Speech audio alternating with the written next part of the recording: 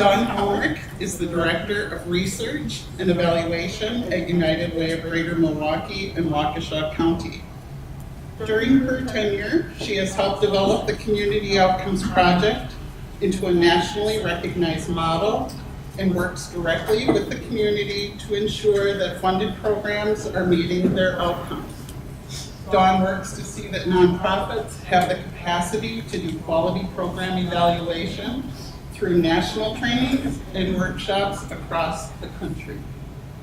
Please join me in welcoming Dawn this morning. Good morning, everyone. So I am going to try to go without a mic. I'm a pretty loud person.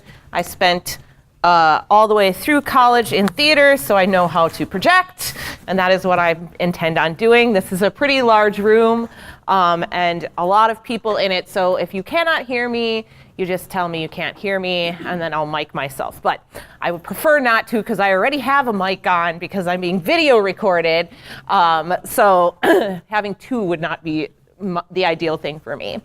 Before we get started, I wanted to talk to you a little bit about what would make me qualified. You heard my short little bio, like what would make me qualified to be able to stand up here and talk to you about all of this. I've spent the last 12 years of my career at the United Way of Greater Milwaukee and Waukesha County. And my number one main focus has been around quality outcome performance measures.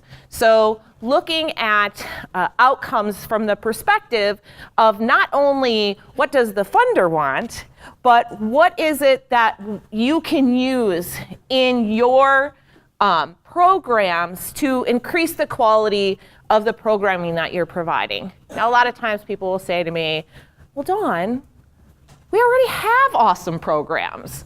Why would we need to do more things, have more accountability, show more progress? Well, like it or not, as you all know, resources, right, money, is limited, and more funders are looking for more and more outcomes evaluation.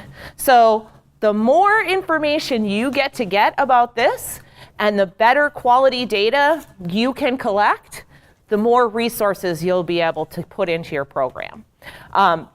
So that's really what I'm here to talk to you about. I do have a license certificate from the U.S. Department of Education in statistics and methodology and survey research. So I have a little bit of qualification in what I'm talking about. I've also done this for a really long time. I teach program evaluation at Alverno College in Milwaukee. I teach leading nonprofits there as well.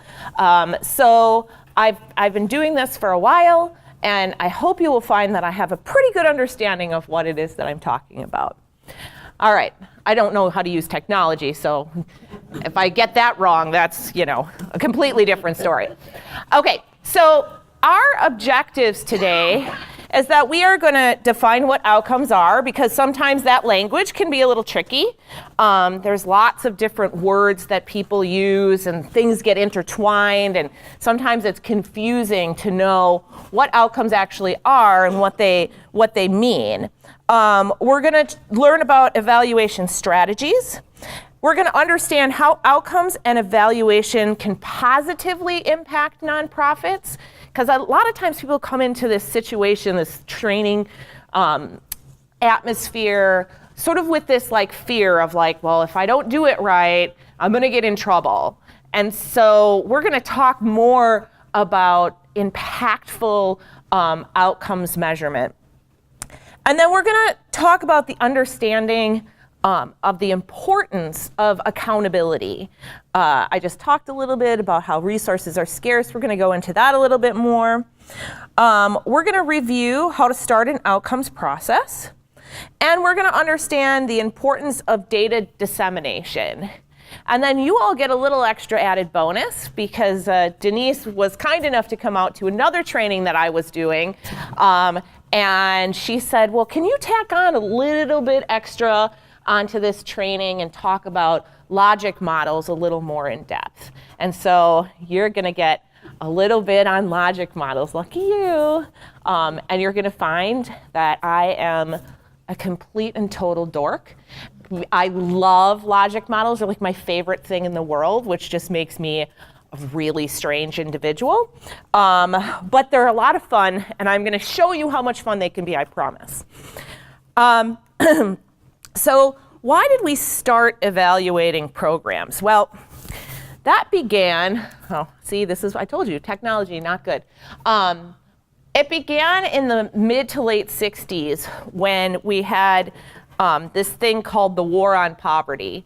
And there was a lot of nonprofit work that was going on and a lot of programs that were helping people, but poverty wasn't really going away. And so people felt like they were putting a lot of resources, the government was giving a lot of money, and there really didn't seem to be much accountability for where that money was going or why it was being, or what it was being used on.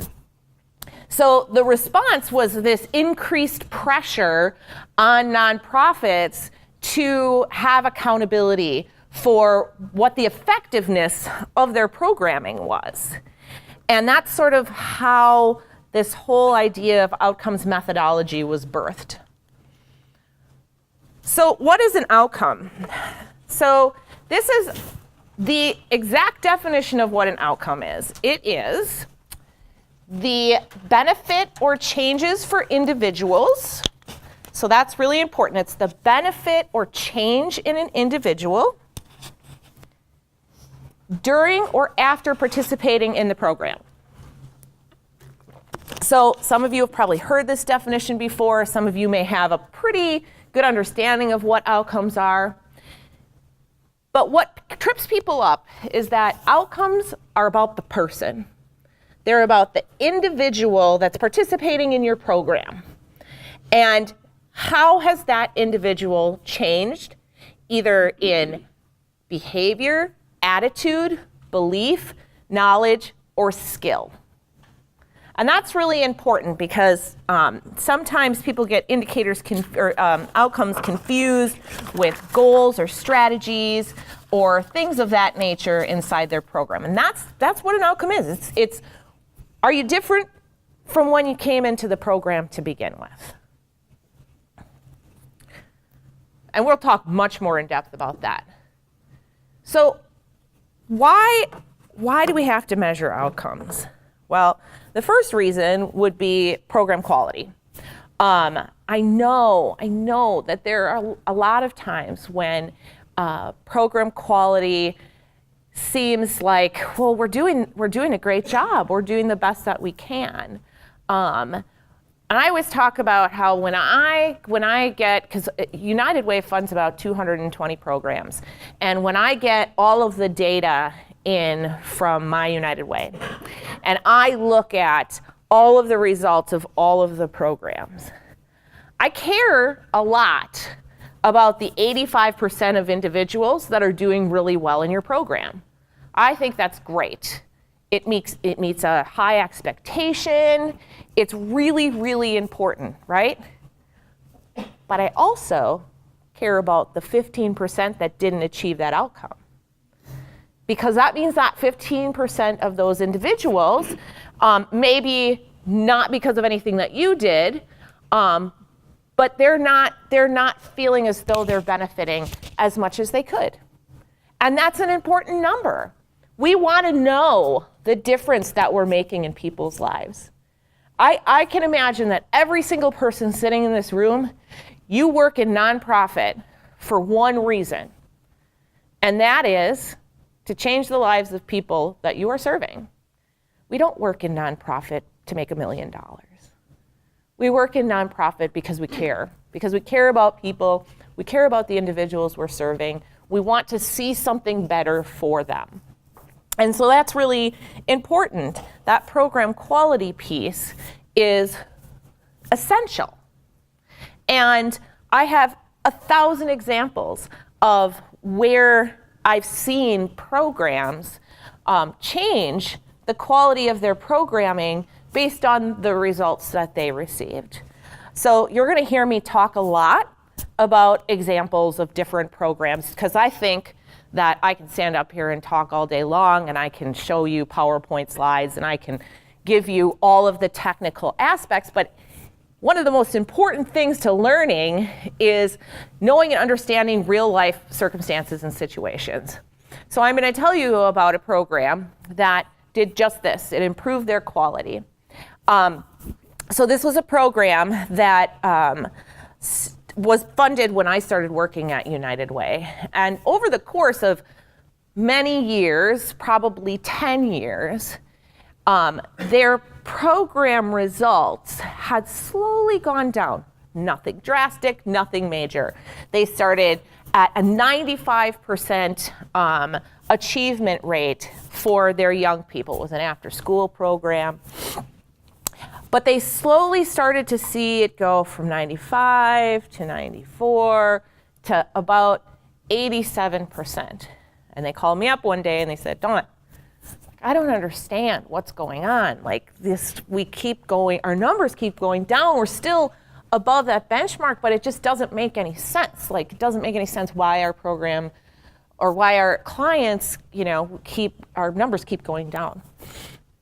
And so I asked him, I said, well, did you look at the data? Did you do anything with the data? And he said, yeah, I'm looking at the number. It says 87%. And 5 years ago, it said 92%. And 7 years ago, it was 95%. And so I said to him, have you disaggregated the data at all? Have you looked at it in a different way? And he was like, no, I don't know really what that means. Can you please explain that to me? And I said, well, did you break it down by any demographic information? Did you look at like boys versus girls or income levels or race and ethnicity?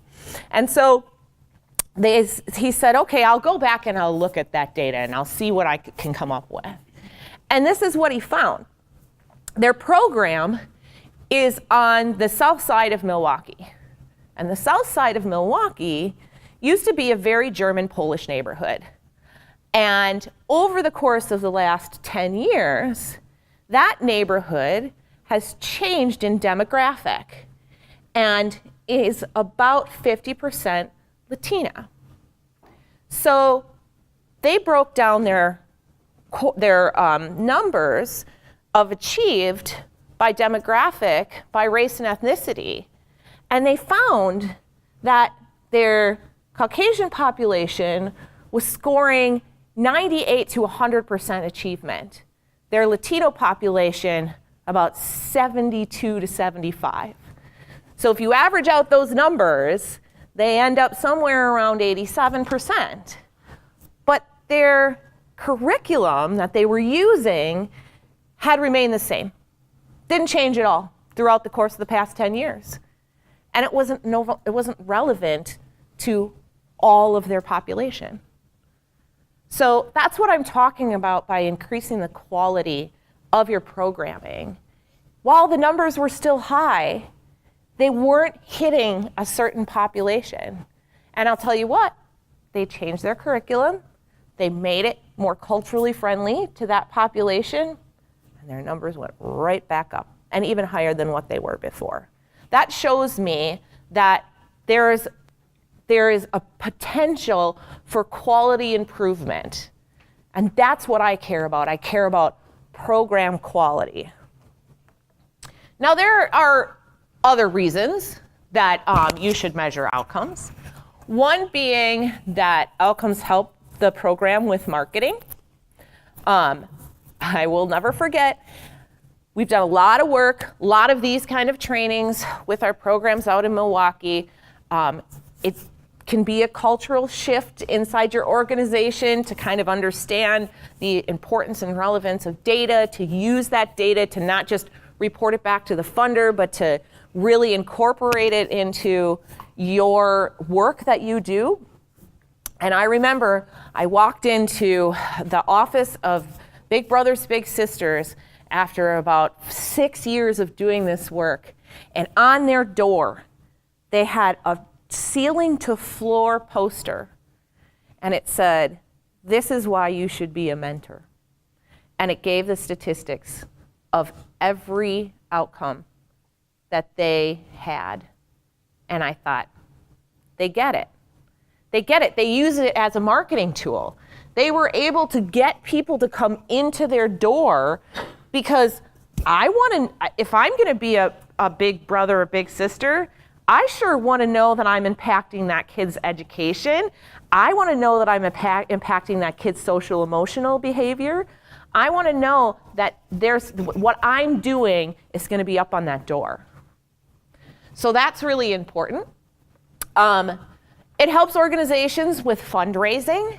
So again, if I can say to the people who are giving me money, this is what we're accountable for. Here is what we're doing to help the individuals that are in our program. People with money are more likely to give when there's something behind what they're giving.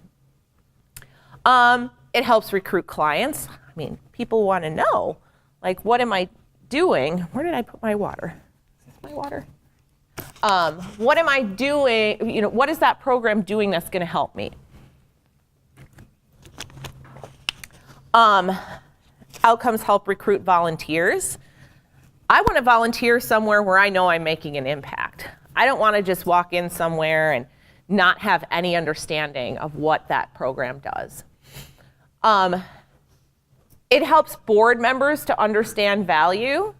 And again, a lot of times in order to increase revenue, you have to have board members that are completely knowledgeable in the work that's being done.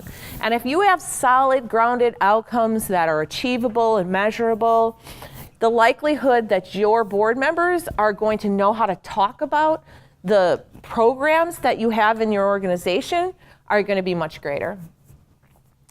And finally, outcomes help guide program direction. So when we talk about logic models a little bit later on, we're going to talk about how those outcomes can really help create the pathway for your program and help everybody inside your organization be on the same page.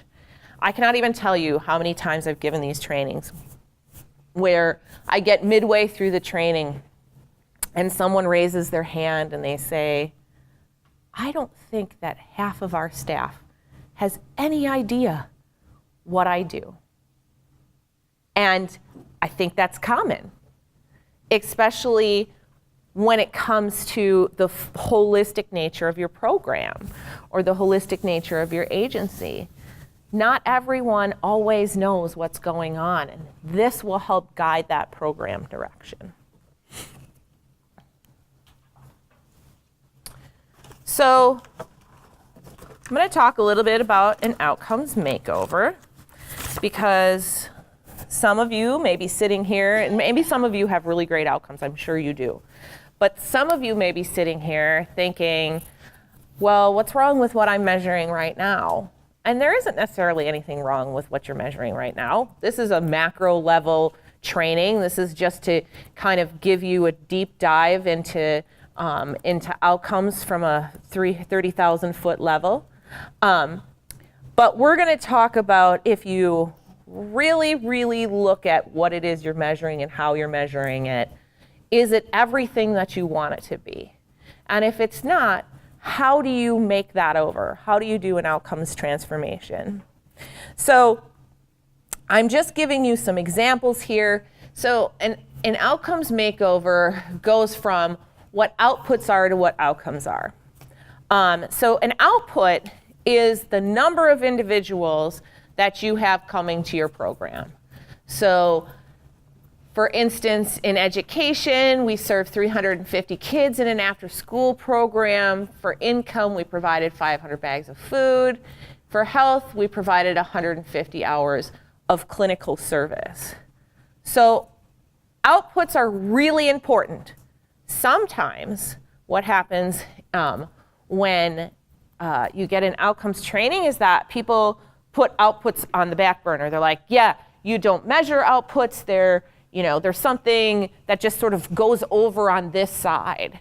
Well, I would argue that outputs are really, really important. They're not the only thing, but if you don't have people coming to your program, outcomes don't matter. So you have to have people coming to your program.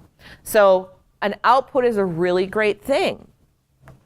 However, gee, you sure served a lot of people, but what was the result? Were the kids more engaged in school? Did clients know what to do with the food that they received? Were clients able to manage their stress levels? So, yeah, you served all these people, but what was the benefit? And this is where I'm going to provide you another example. When I first started working at United Way, there was a program that had an after-school basketball program. Now, I think sports are great. I love sports, love to watch them. I think that they're a really great teaching tool. However, I asked this program to tell me what was the benefit of this basketball program to the youth. And they were like, well, it keeps them off the streets. From 3 to 5, they come and they play basketball, keeps them off the streets. And I said, okay, so at 5 o'clock when you open up your doors, what happens then? And they were like, well, I don't know. We don't have any control over them once they leave the doors. And I said, okay, well, tell me, how is this basketball program, like, how is it run? And they said, well, we open up the gym, we put 6 basketballs in the middle of the court, and they come and they play basketball. I said, okay, so is there anybody in the gym with them? No. Okay, so explain to me, how is this basketball program helping these young people? And they argued and they argued and they argued. Well, because it does, because it keeps them off the street. And I said, appease me. I want you to give these kids a survey and ask them some questions about how this basketball program is helping them stay off the streets. And they did. What do you think they came up with? It wasn't. It wasn't. The kids were like, do you even know what we do when we're in here? Sometimes we chuck the basketballs at each other's faces. Like, you know, like we're not getting any guidance. We don't even really know how to play basketball except for to throw the ball at the net. Like, they got all this information just by asking these questions. And I will tell you, the guy came back to me, the executive director came back to me, and he said, wow, that was really enlightening. And I said, yeah, because you asked them some questions. So guess what they did? They decided to turn it into a leadership program. And they got some volunteers to come in and teach the boys how to play basketball. And they got them to come, the volunteers, to teach the kids how to be kind to one another, how to play respectfully, what not to do when they walked out the doors. And they extended this program by another hour. So they were having these kids off the streets for another hour, and that last hour wasn't about basketball. They didn't play basketball during that last hour. They sat down, they talked about school, they talked about masculinity, they talked about all of these other things. And then they gave them a survey, and they had outcomes. And guess what? Those kids fared much, much better. So this is meaningful to a point. But after, we need to know. We need to know that youth will be more actively engaged in their schooling. We need to know that participants will have a better knowledge of healthy eating habits. We need to know that participants will be better able to manage their stress.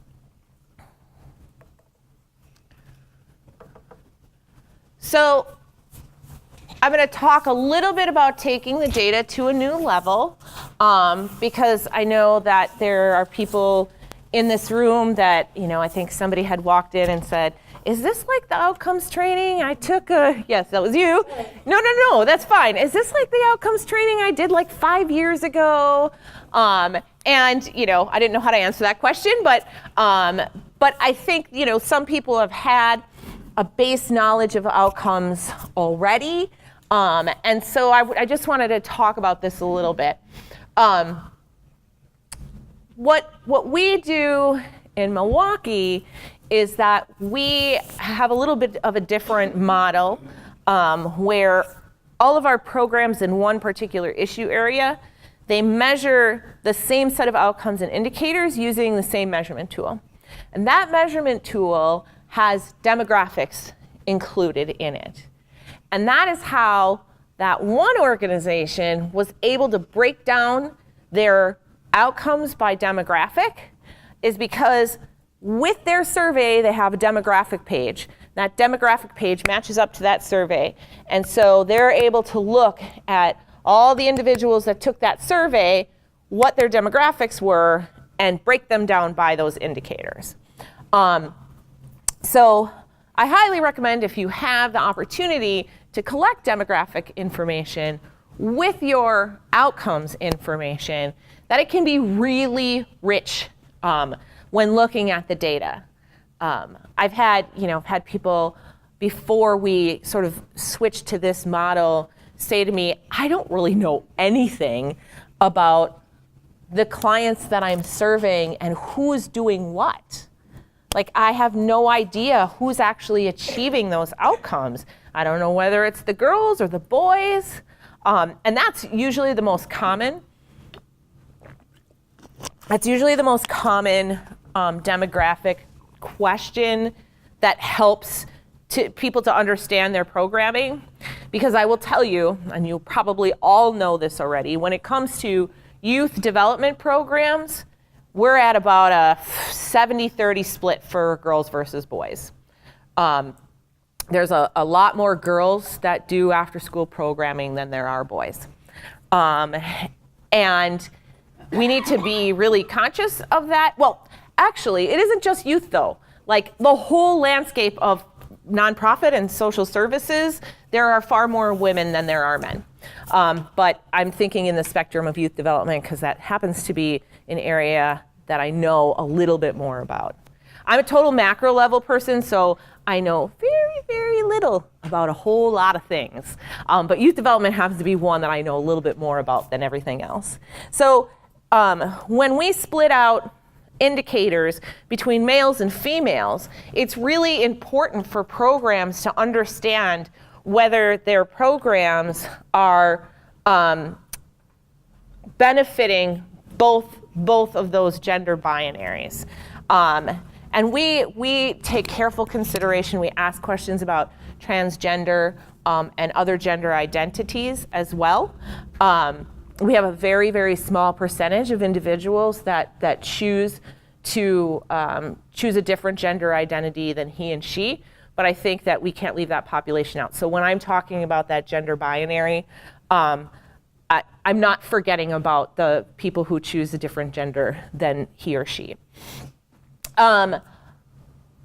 So not just sharing data, but using it is the next level as well. And I understand, I really do, because this is one of my major passions and pet peeves, is that funders ask a lot of questions, and they don't all ask the same questions. And you may get funded by 4 or 5 different organizations, and we funders, we're a little crazy, because we cannot seem to get on the same page about what to ask and how to ask it.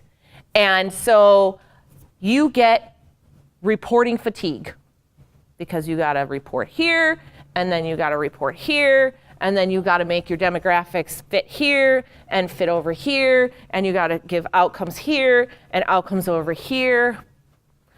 So I get that there is reporting fatigue.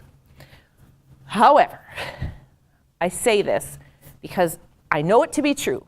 If you just finish your report that you have to report to a funder, and you stick it up on a shelf, and when I say a shelf, I'm old, I mean a computer shelf, not like an actual real shelf. But you stick it on one of your file drives, is that even the right term? And you don't look at it again because you're so glad to have it over. So glad that's done. That took me a really long time. And the only time you pull it out is if you can copy and paste something from that report into another grant or into another report, which is all fine and good, except that we want you to use the data. We want you to share the data with more than just your funder, but we want you to use it. And then using that information for program integrity. I think that, as I said before, we all care about the people that are in our programs, and we want the integrity of our program to be solid.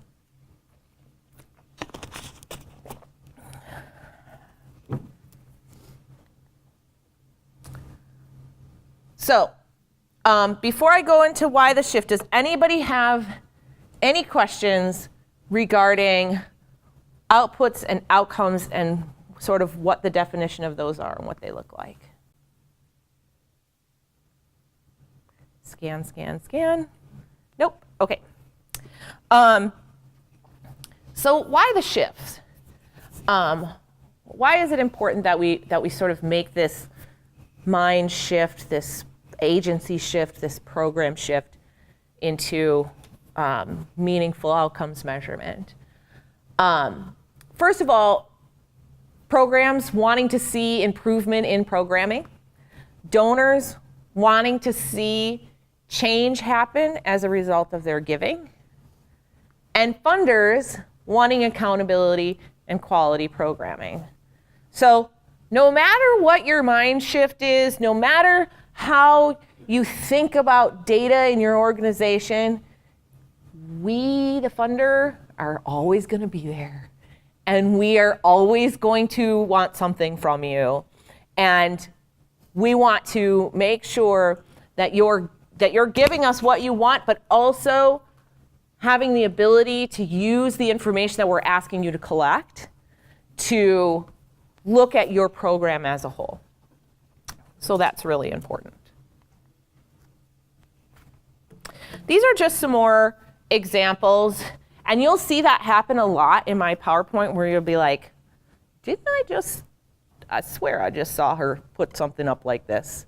And I do that on purpose because in education, you retain about 10% of what you learn, if that, sometimes 7.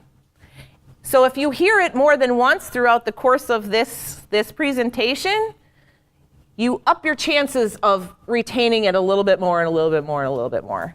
And you have the PowerPoint that you can go back and read. So children in education, an example of an outcome is that children will display age-appropriate development.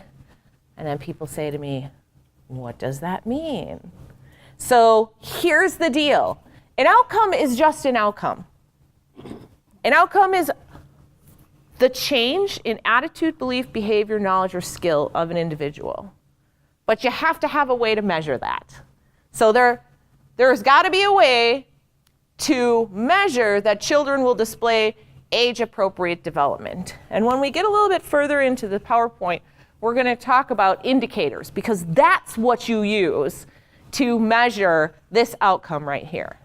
So the outcome on its own doesn't mean anything unless you have a way to measure it. So we're going to talk about that.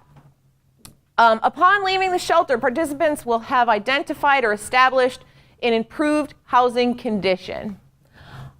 And in health, participants will have strategies for enhancing their safety. So those are all solid outcomes that show that change. Now, our United Way happens to do a lot of self-assessment because outcomes are about the person. And so we like to assess the person. Now, some of you will probably say in your head, well, self-assessment, how do you know that the person's telling the truth? I got this one guy, he hates our program. If I give him a self-assessment, he's gonna say he hates our program, and that's just gonna mess everything up. So, self-assessment, first of all, is on an aggregate. So y'all have heard about those bell curves, right? So John, who hates your program, is going to be over here. And Jim, who loves your program, you cannot do anything wrong. He comes every single time. He is always happy about it. He's going to be over here. Everybody else will probably fall somewhere over here. So I need you to be really careful when you think only of those outliers, because aggregate is the big number. It's the big picture. And self-assessment, if done correctly, gets great results. Because guess what?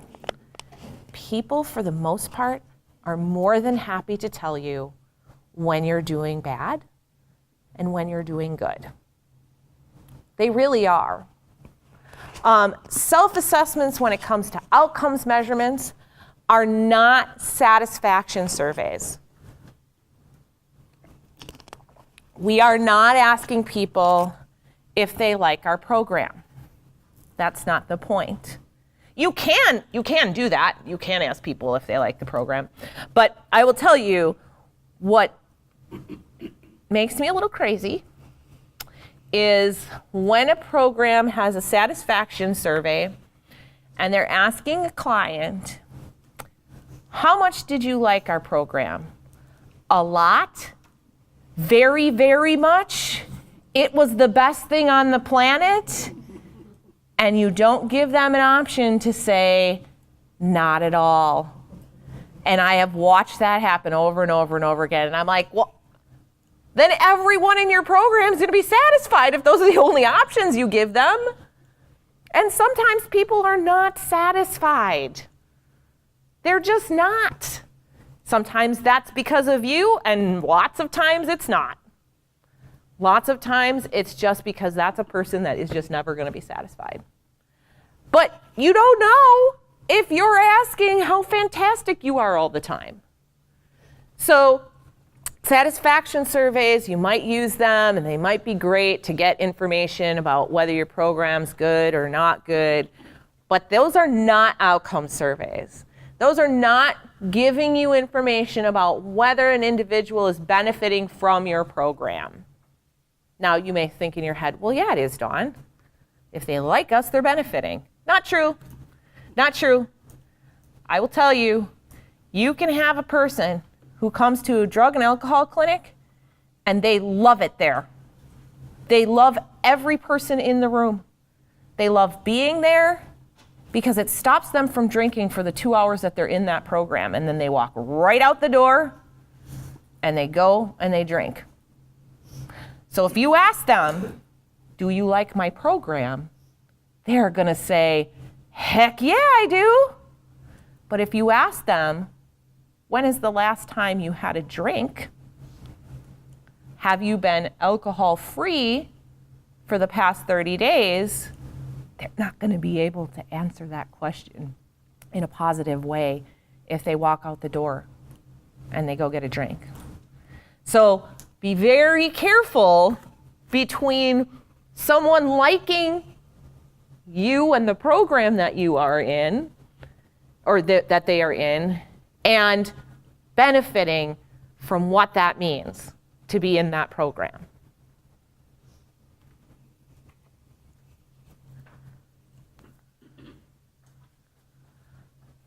Okay, so now we're going to talk about the differences in data. And this can be confusing. So if you have questions, ask them now. or not at this moment, but when I'm finished with this slide. So there are program level outcomes. Those are outcomes that encourage program improvement. It's probably a lot of what you are doing in your programs. You are looking at the individual person, you are looking at their needs and how they are benefiting. And you may be able to say in your program as a whole, here's how many people are achieving this indicator or outcome. That's program level data. You're asking, if you're in youth development, you're asking about young people's, are they going to school every day? Are they on track to go to the next grade level? Are they, do they have goals and plans for their future? So you're asking that individual. Community level is aggregated data that shows impact. So for our United Way, we have all these different programs, and they all have the same indicators, and they all use the same measurement tool. So we're able to take the data from each one of those programs and aggregate it all together to give an overall view of what all those programs are doing in one issue area. So that's community level data. We're able to benchmark that data. We're able to say, if 85% is the average of all of these programs meeting this indicator, this is the benchmark, this is what you're shooting towards. Now here's the big one. Needle moving data. So a lot of times programs decide to choose needle moving indicators as their outcomes. So maybe I decide that I want to affect the graduation rate. Whew. Guess what? Your one program is not going to affect the graduation rate. I'm sorry to tell you, but it's not.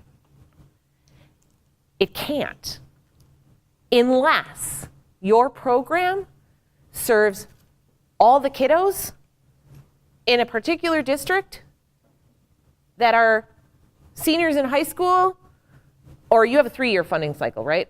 Okay, so 2-year funding cycle. So juniors and seniors in high school, that is the only way you are going to know whether all the kids in your program graduate from high school. And even then, you can't take credit for that. Your program cannot take credit for that. There's no way to prove that your program specifically got those kids to graduate from high school in the 2 years you were serving them. So be very, very, very careful about using population level data points as your marker. So somebody say to me, okay, but what about like 3rd grade reading scores, Dawn? Like we can get 3rd grade reading scores from our school district for our kiddos. And then I say, okay, so you can say that the kiddos in your program had appropriate 3rd grade reading scores. But you cannot say that 3rd grade reading scores are going to go up because of our program. There's a difference. There is a difference between those two things. So you have to be very, very cautious if you're going to choose a population level data point. So then I get this response from people. They're like, so then what are we going to measure? Because our board members, our donors, our peoples want us to affect the graduation rate. That's what they want. They want to see that graduation rate change. And first of all, I say, well, you have to explain to them what I just explained to you, because that's what I had to do with our board of directors. I had to say, that's really great, and I really appreciate that that's what you want to see happen, but we serve 26 youth development programs, and there's about 300 of those, and there's 75,000 students just in our Milwaukee Public School District alone, not including charter schools, and we don't fund parents, and we don't fund schools. So I don't know how you want us to do that. So the way that you get to sort of that level of measurement is to talk about the contributing factors. What are the things that kids need in order to graduate from high school? So I would argue that they need to be engaged in school, right? Kids don't graduate from school if they don't go to school. They don't graduate from school if they're not doing their homework. They don't graduate from school if they're not paying attention and doing what they're supposed to be doing. So they have to be engaged in school. I would argue that kiddos need to have goals for themselves. I have a sophomore and a junior in high school. The sophomore totally knows everything that he wants to do with his life. The junior, she doesn't really know. But she knows she wants to go to college, and she knows she likes kids with special needs. So she's got a goal, she's got a plan, right? It's not as rock solid as the sophomore who is like doing financial management and planning and like knows his college that he's going to already and how much the tuition's gonna cost and what he needs to do to pay for it. So he's like the overachiever of goals and plans, and she's like, I want to go to the $51,000 a year college because she likes the campus. But they both have goals and plans. So I argue you need to have goals and plans as a kiddo. You also need to be civically minded. Now, it's not the biggest component of graduating from high school, but I will tell you that kids that understand that they have the right to vote, that they know about politics a little bit, kids that know and volunteer in their community, and they know where to go to volunteer, or they see their parents volunteering, those kids, they got a little bit of a leg up for graduating from high school. And finally, resistance skills. They have to stay away from alcohol and drugs. They have to refrain from having sex for as long as possible. And the kids who do that, the kids who stay away from those peer pressure things, they have a leg up. Now, does that mean that kids that don't do any of those things won't graduate from high school? No. But you're looking for those contributing factors in your program that you want to lead up to that high school graduation. Now, again, I'm talking youth development because that's what I know better than anything else. But you should get the picture that if you're going to use the high-level population data point as the thing that you're looking to get to, you need to know what those contributing factors are. That's really important. Those are the things that you should measure. Nobody should be taking credit or blame for a population level data point.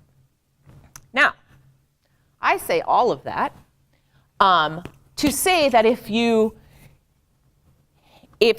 there is going to be needle moving change, it has to be in a collective impact forum. And some of you may know about United Way of Greater Milwaukee and Waukesha County's Teen Pregnancy Prevention Initiative. United Way gets a lot of credit for that, but it has very little to do with United Way. It actually has to do with the Milwaukee Public School System, the Health Department, the Mayor's Office, Planned Parenthood, Diverse and Resilient, United Way, and a whole slew of other community partners that all sort of work together to figure out where they could plug in to reducing the teen pregnancy rate. But that's how you shift and make a needle moving change.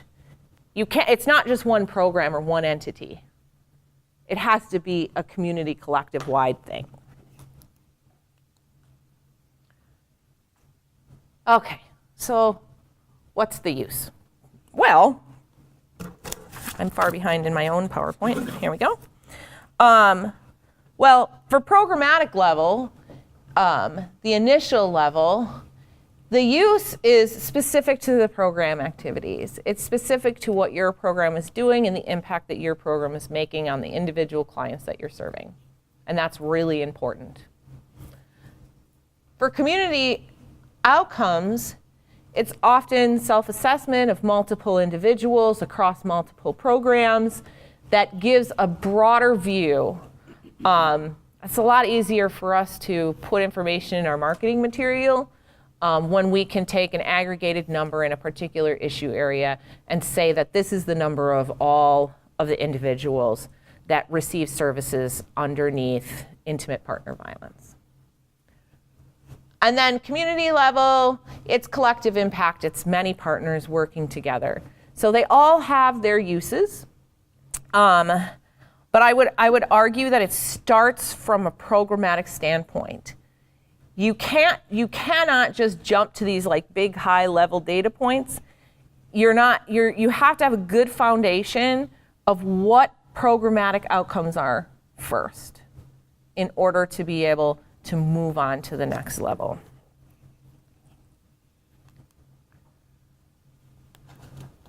So that collective impact model,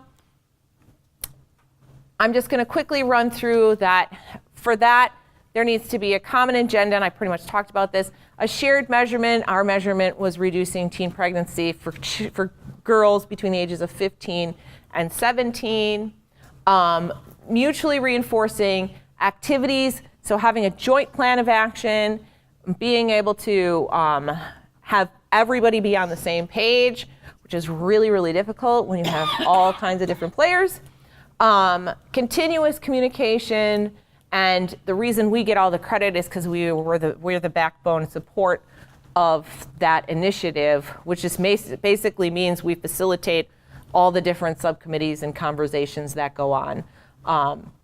But we put in very little money, and we got a lot of free pro bono marketing for it. We already talked about that. So how do we view outcomes evaluation? So outcomes is a way to tell a story about the program that you use. And it helps to leverage funding. So I don't know, Denise, do they have to collect success stories? Yeah. So when I say tell a story, I am a data person. And whenever I open any brochure or any impact report or any literature, I go right for the charts. I'll look for the charts. Show me a pie chart, show me a bar graph, show me some data visualization. I'm all about it. What do most people do? They read the story. They want to read the story. They want to know about that client. Want to know how that client was impacted. So in order to tell that story, you have to have good outcomes, because the outcomes are what leads and drives that story, and that story is really, really important. So know that I understand that people like the stories. I like the data. So you got to have both. Outcomes hold us accountable to be the best that we can possibly be, and they educate and inform our boards, and they put us all in the same playing field. So if you really know and understand good outcomes, if everyone in this room knows and understands good outcomes, Denise is going to look at those reports, and she's going to have a hard time saying that anyone is not doing what they're supposed to be doing, because you all have good outcomes. And that's important. I'll tell you, when I started working at My United Way 12 years ago, not everybody had good outcomes. And then we'd get the reports, and we'd review the reports, and it would be like, oh, now we got to go back to this program, and we have to tell them that they are not getting a good rating. And we had handfuls of programs. Now, we have the opposite problem. We can never defund anyone ever for any reason because they're all doing really great work and they all have great outcomes, and we've got all of these like high outstanding programs, and we're looking to raise more money so that we can give them more money because they're doing such high quality level work. That's a good problem to have, right, Denise? Yeah, it's a great problem to have. It's one you want to have. So that's what we're looking for. Okay, so where do you start? So if you were to have a complete, this is like from a complete blank slate. So if you're somewhere in the mid of this process, just know that I'm talking about like complete blank slate. So you can be anywhere in these steps. So there are 6 steps. Forming an outcomes work group. We're going to talk about each one of these steps in a little bit more depth. That should take us to 10 o'clock where we get to take a little break. Choose the outcomes you want to measure. Specify indicators for your outcomes. Prepare to collect data on your indicators. Analyze and report findings and use those findings. So the first one is that you want to form an outcomes work group. Now, I get this all the time when I say this. People will say, Dawn, there are 2 people in my organization, and one of them works part-time. Where is my outcomes work group? So here's what I have to say about that. You can do this a number of different ways. You can use the 2 people that are in your organization that are full-time, part-time employees, but you can also recruit a board member. You can recruit a client. People forget about clients. They're super important. They will be very honest with you on what they need and what they don't need from you and your program. You have to ensure that the executive director is on board. So if you have more than 2 people in your organization,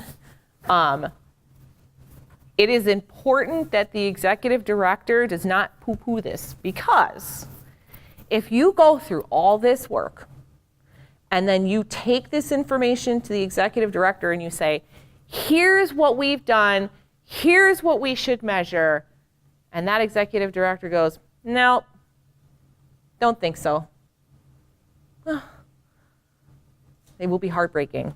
So make sure that your top leadership understands. Develop a timeline and try out outcomes indicators and measurement tools. But make sure to connect with your United Way to ensure the outcomes are in alignment. We do not want you to get through this whole process and then have Denise go, yeah, but that's not really what we're looking for. So it is critical to make sure, and this is with any funder, I just put United Way there because that's what I'm training for, to make sure that you don't put a whole lot of time and effort in, and then you get to the point where you're going to apply for a grant and everything that you have put together doesn't fit with what that grant wants. So, and I know that can be frustrating because sometimes it's like, well, but that's not what we want to measure.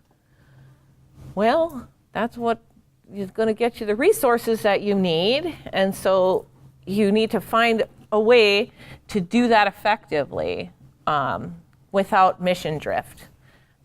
So be very conscious of that. Okay. Choose the outcomes you want to measure. So you should develop a logic model. And the second half of your training is going to be all about that. But before we get there, just know that a logic model is critical to you're moving forward in outcomes evaluation. Be thoughtful. Again, sometimes we want to jump right to the end. We want to say, what is our overall goal? What do we want? We want every person to walk out of here being a self-sufficient human being. That has to be thought about more clearly. It also should include your clients. Now, when I say that, I do not mean that you should sit down and have a roundtable discussion with all the people you serve and get their opinions on everything. But that does mean that when you're talking to your clients, you say things like, I'm so glad that I have you in this program. What are some of the things you really like about this? What are you benefiting from? What do you feel like you're walking away from getting from this program? They'll tell you. It's like the most informal focus group ever. They will tell you, and it's important to get that input. I've done trainings like this with executive directors, and then I've done trainings like this with program managers or frontline staff. What the executive director thinks the client needs is very, very different a lot of times than what the program staff who works directly with that client knows that they need. And that's not to say that, executive directors aren't in the know. It's just that they're not right there on the front line working with that individual, and they don't always hear what that program staff member hears. And so if I say, well, here's what I think that these individuals need, it's going to be very different sometimes than what those individuals actually say that they need. I'll never forget going in 2009, after the recession in 2008. I had programs coming to me saying, are you kidding me? We cannot talk about these outcomes that we have proposed because our clients don't have anything to eat and they are losing their homes. And we have to manage that first before we can even consider looking at these outcomes. And I was really impressed with that because they challenged us. They were like, fine, if you want crappy information, then we'll keep measuring what we're measuring right now, but this is not the time and place. These people are in dire, dire need of basic services right now, and we have to get those to them first. So it's important to be thoughtful. Define your target population. I get tripped up when I get a report and in the program purpose or why they are choosing to do this program, they say, let's take infant mortality. They say, African American community in the city of Milwaukee has the highest infant mortality rate. That is the population that we are serving to reduce that infant mortality rate. And then their demographics are 95% Caucasian people. There is a disconnect. You have to define your target population. If those are not the people you serve, you are not going to affect that population. So define your target population. Engage staff and clients in the discussion. All staff. We forget that there are more people in our organization than just ourselves and the person who supervises us. So a lot of times it's important for anybody who's working with those clients to have an understanding of what it is that you're going to measure. This happens all the time, where the program director meets with the executive director, and together they create a logic model, they decide what's going to be measured, they pick a measurement tool, and then they go to the frontline staff and they say, here, in your 45 minutes that you have with these 35 youth, you have to find a way to get this tool given to them, and they have to fill it out. Oh, and it needs to be complete and confidential, so you can't be in the room while they're doing it. Now you have a frontline staff worker who has no idea why they have to do this. They have no idea how they're supposed to get this information and still provide the curriculum that they're supposed to provide. And so what kind of quality data do you think that those programs get? Now, if that frontline staff worker is in that outcomes discussion and is asked, so what do you think about that? Do you think that this is a good outcome? Is this really what the kids are driving towards? Oh, it's not. What is your opinion on that? Here's how we're going to measure it. Does this look doable to you? There's 15 questions. It's probably going to take you a little bit of time. How would you talk to the kids about this survey and why it's useful? Guess how that changes the quality of that data. That person's invested. They were asked their opinion, they understand the relevance, and they know how to administer it and what to say. Choose meaningful and compelling outcomes, and write outcomes so John Doe will be able to understand. When I first got to United Way, sometimes people's outcome was a paragraph long. And I was like, are they telling a story? What is this all about? Like, I don't understand what they're trying to get at. Like, is this 3 things? Is it 1? So you have to write outcomes so that everyone can understand them. Step 3 is to specify indicators for your outcomes. So outcomes and indicators are not the same thing. Indicators are measurable approximations of the outcome you are attempting to achieve. So they're the thing that says that your outcome is being achieved. So the number and percentage of youth who improved on attending school each day, the number and percentage of youth who improved on completing their homework on time. Those are measures of children being more engaged in school.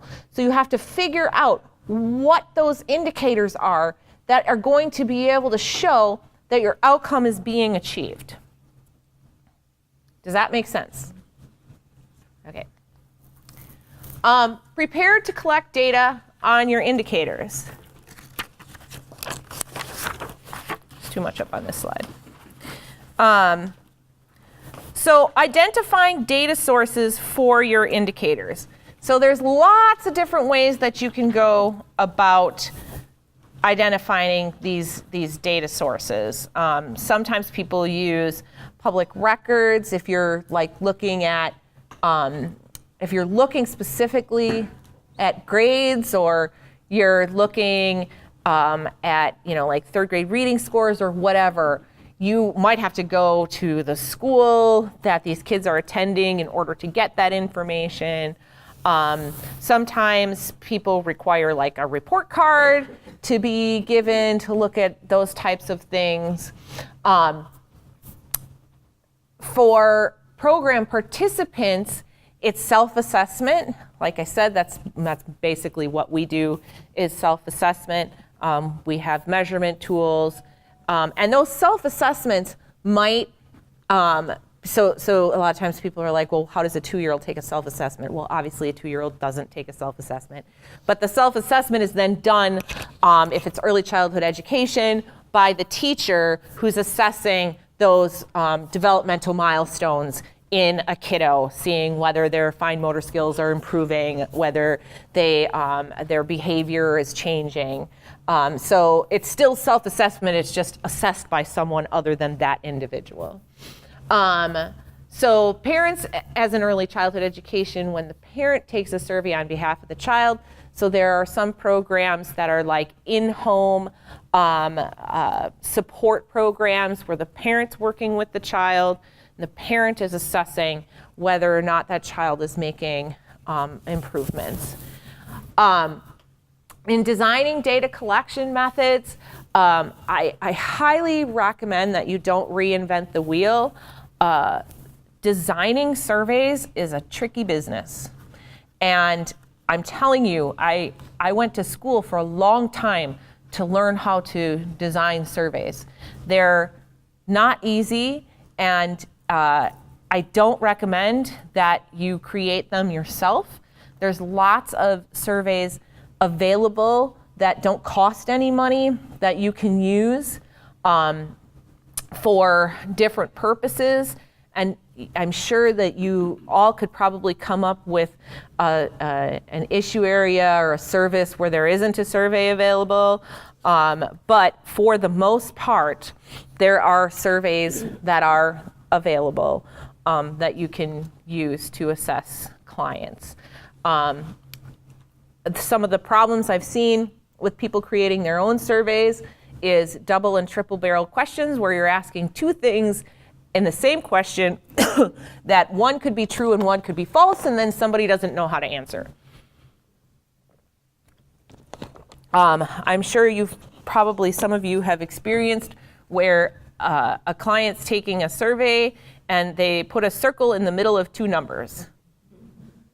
You can't use that survey then.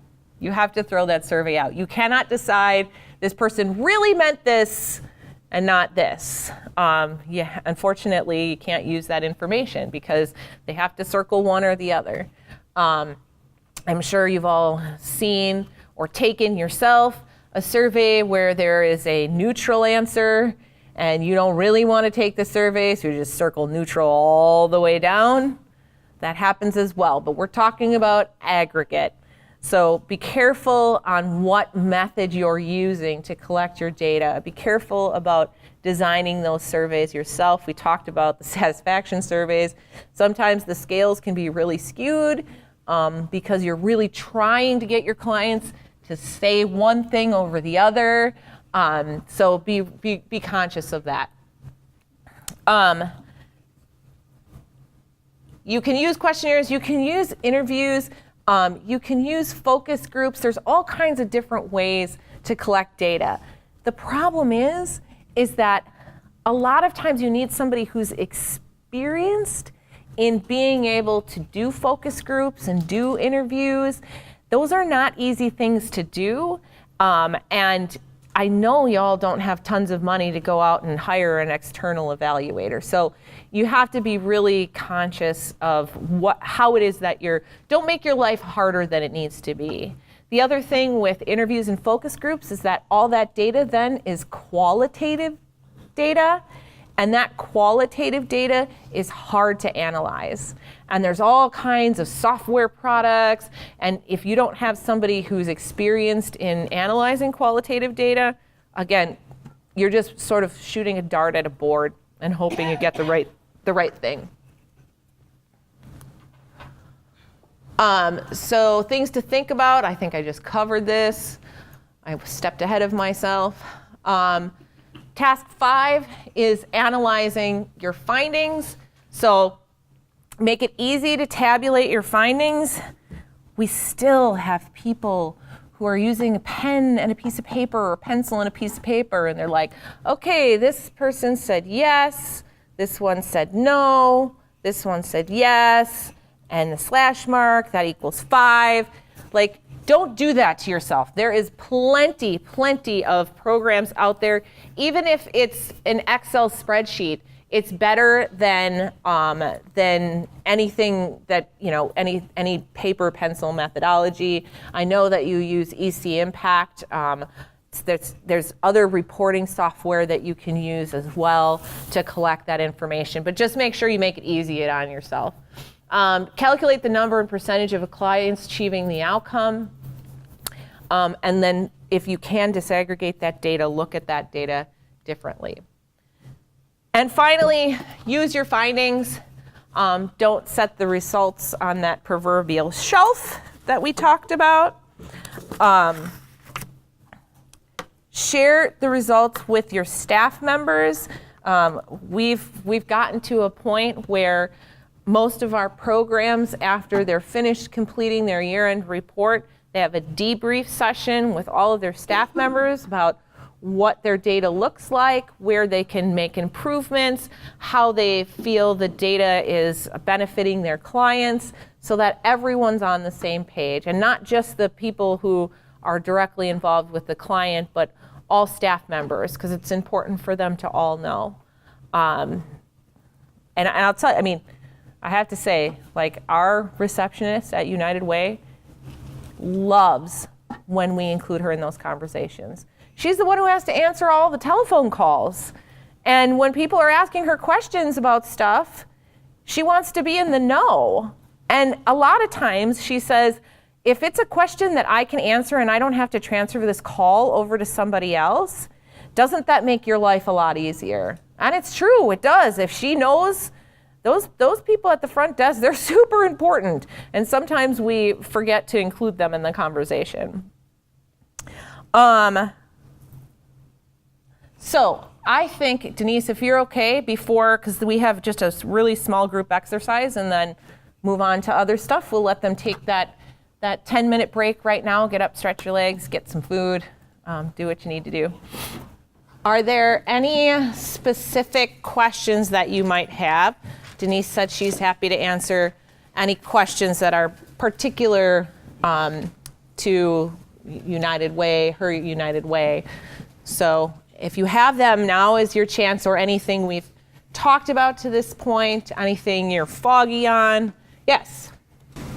What are your thoughts about, thinking about measurement tools, the value of questionnaires versus a pre and a post test, or a more objective?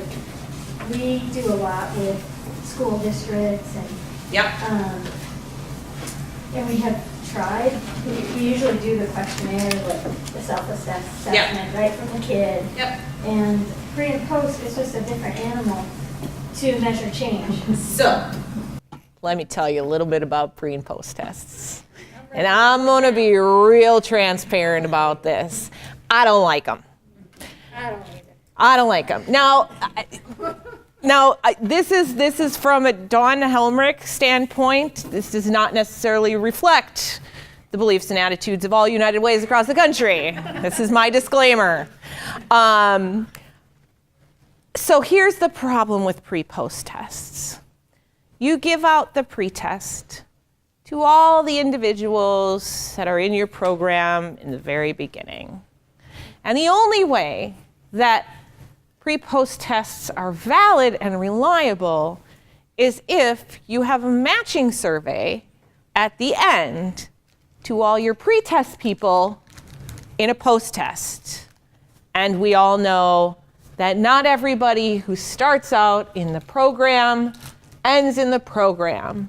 So you end up with a monster stack of pre-tests and a not so monster stack of post-tests. And what I have seen happen a lot is that kiddos in particular, but people in general, tend to think they know a lot more than what they actually do when they take the pretest. And then they learn all the things. And they take the post-test and then they're honest, and then the post-test scores are worse than the pretest scores. And then you all get blamed. Yeah. Right? Am I wrong? Like, you're right. Like, what are you doing? You know, or there's like a 5% change. And you're like, not my fault. Like, it's either a really small percentage change, no change, or negative, and then you have to explain it. Like, well, yeah, but these are teenagers. And they really thought that they knew everything about STIs and healthy relationships, and they did not. And then we taught them all this stuff, and then they got to the end, and they finally said the truth, and now it's my fault.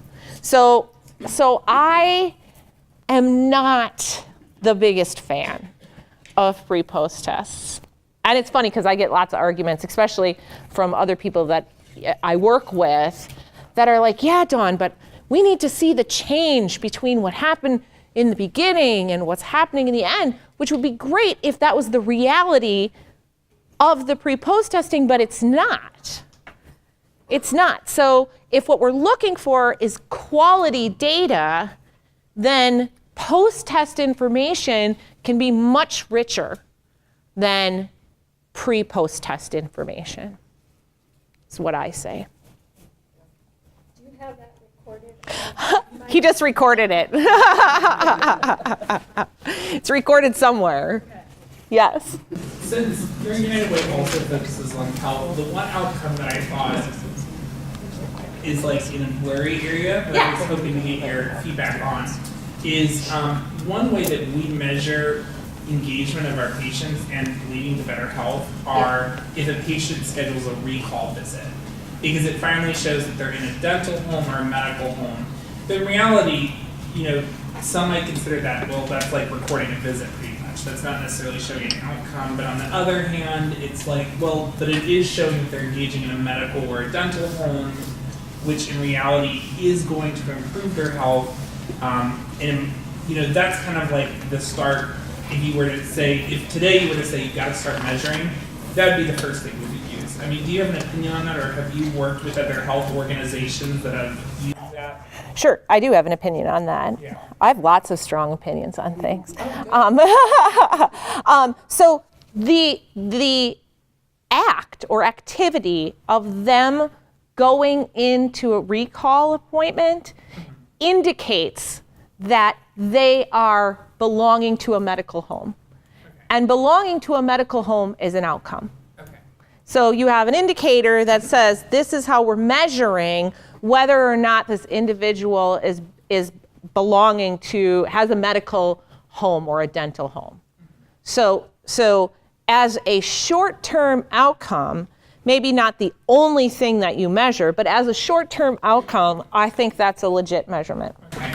And then self-reporting on health.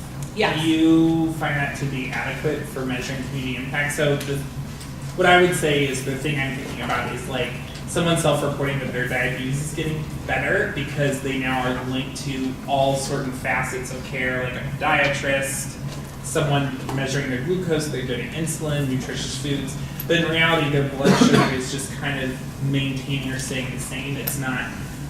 So I guess you have an opinion on self-reporting health and whether that's a good outcome. So here's what I would say. I think self-reporting on health is okay in terms of how that person is feeling, right? If the outcome is that that person is, changing their behaviors to improve those blood sugar levels, but they're not quite there yet, they're still saying that they're changing something that they're doing in an effort to make that happen. So I think that that is okay. Again, we're talking maybe about, a handful of people though, right? Like if you're measuring self-assessment on health overall, you're probably going to get people that fall somewhere around here versus just that one individual that's blood sugar level has remained stagnant, but they think that they're doing better. But again, I would argue if someone's feeling better, they're feeling better. So, and Denise, you can pop in if you feel a different way about that. But in my opinion, if we're talking about short-term outcomes of an individual, that person assessing their own well-being is okay. That's my opinion. And Denise, you can completely refute that if you want. Well, I think there is value in that, but I think at the other end of the spectrum is I know they felt better because they smiled more.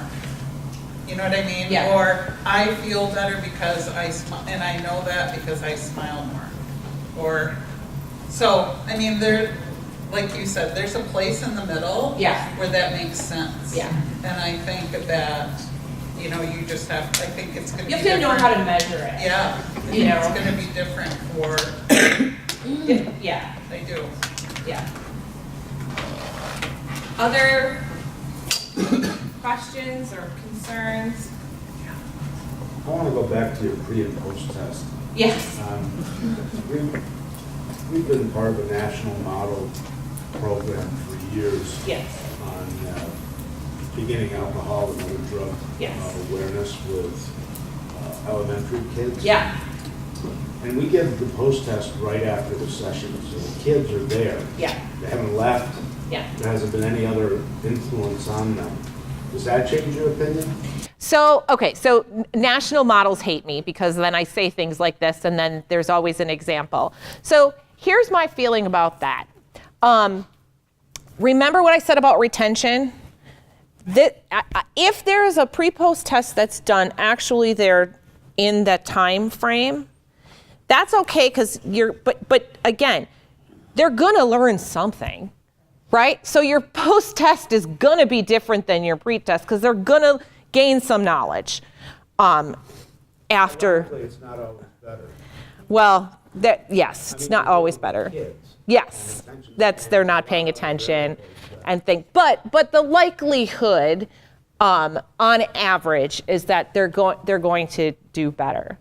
If you can do a post test, like 3 months after the fact, and reassess that knowledge, that's usually a better assessment of whether or not they retain that information. Not always possible, certainly not.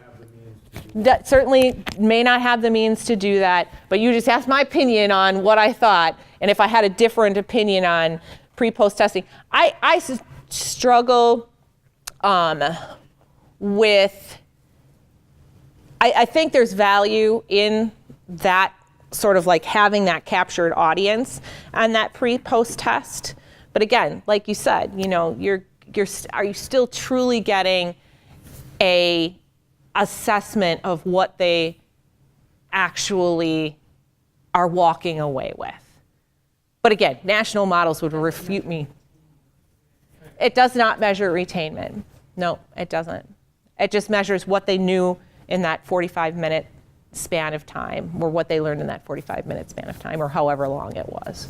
I guess I struggle with, How do you assess then? what else to come up with? Yeah. Well, prevention programs are really tough. Really, really tough. I mean, they're the hardest thing to measure because you're measuring something that you hope will never happen.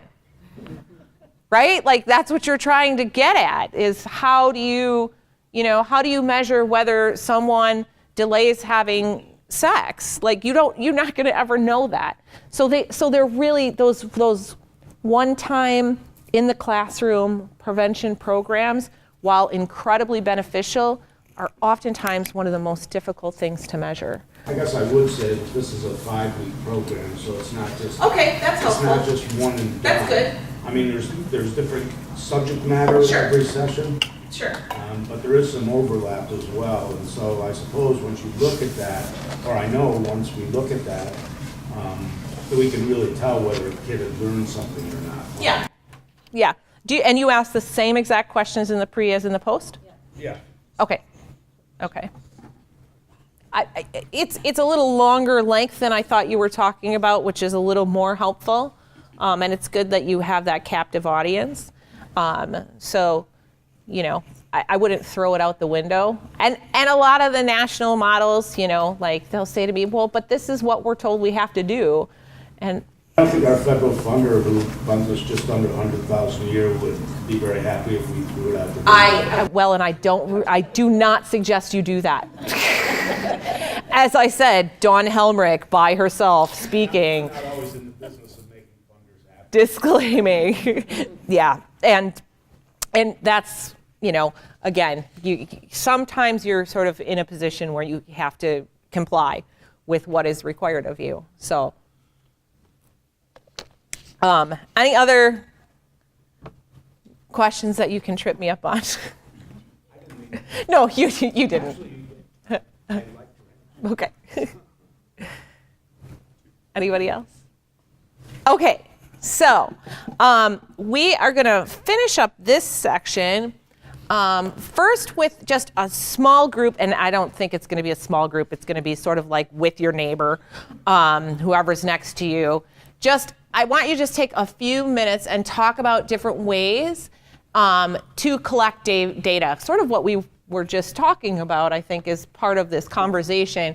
Either surveys or focus groups or schools. How have you tried to do this in the past, and what's worked for your organization and what hasn't? And how do you engage participants in an effort to collect this information? Because I think that's like, we are over-surveyed. You can't even go to the gas station without putting in your zip code, right? Like we are over-surveyed. So just take either like right at your table with all 4 of you, or if you just want to talk to the person next to you, however you want to do it, just take a few minutes to share what it is that you've experienced. And if you're sitting next to somebody you know who works in your organization with you, maybe pick a different person because you want to sort of get information from someone else. Just a couple of quick minutes just to have that conversation.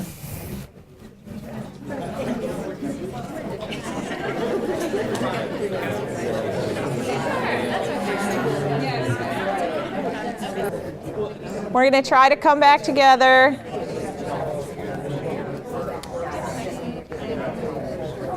All right, so just one small group of you, just give me a little bit of what you talked about in terms of your like challenges and successes.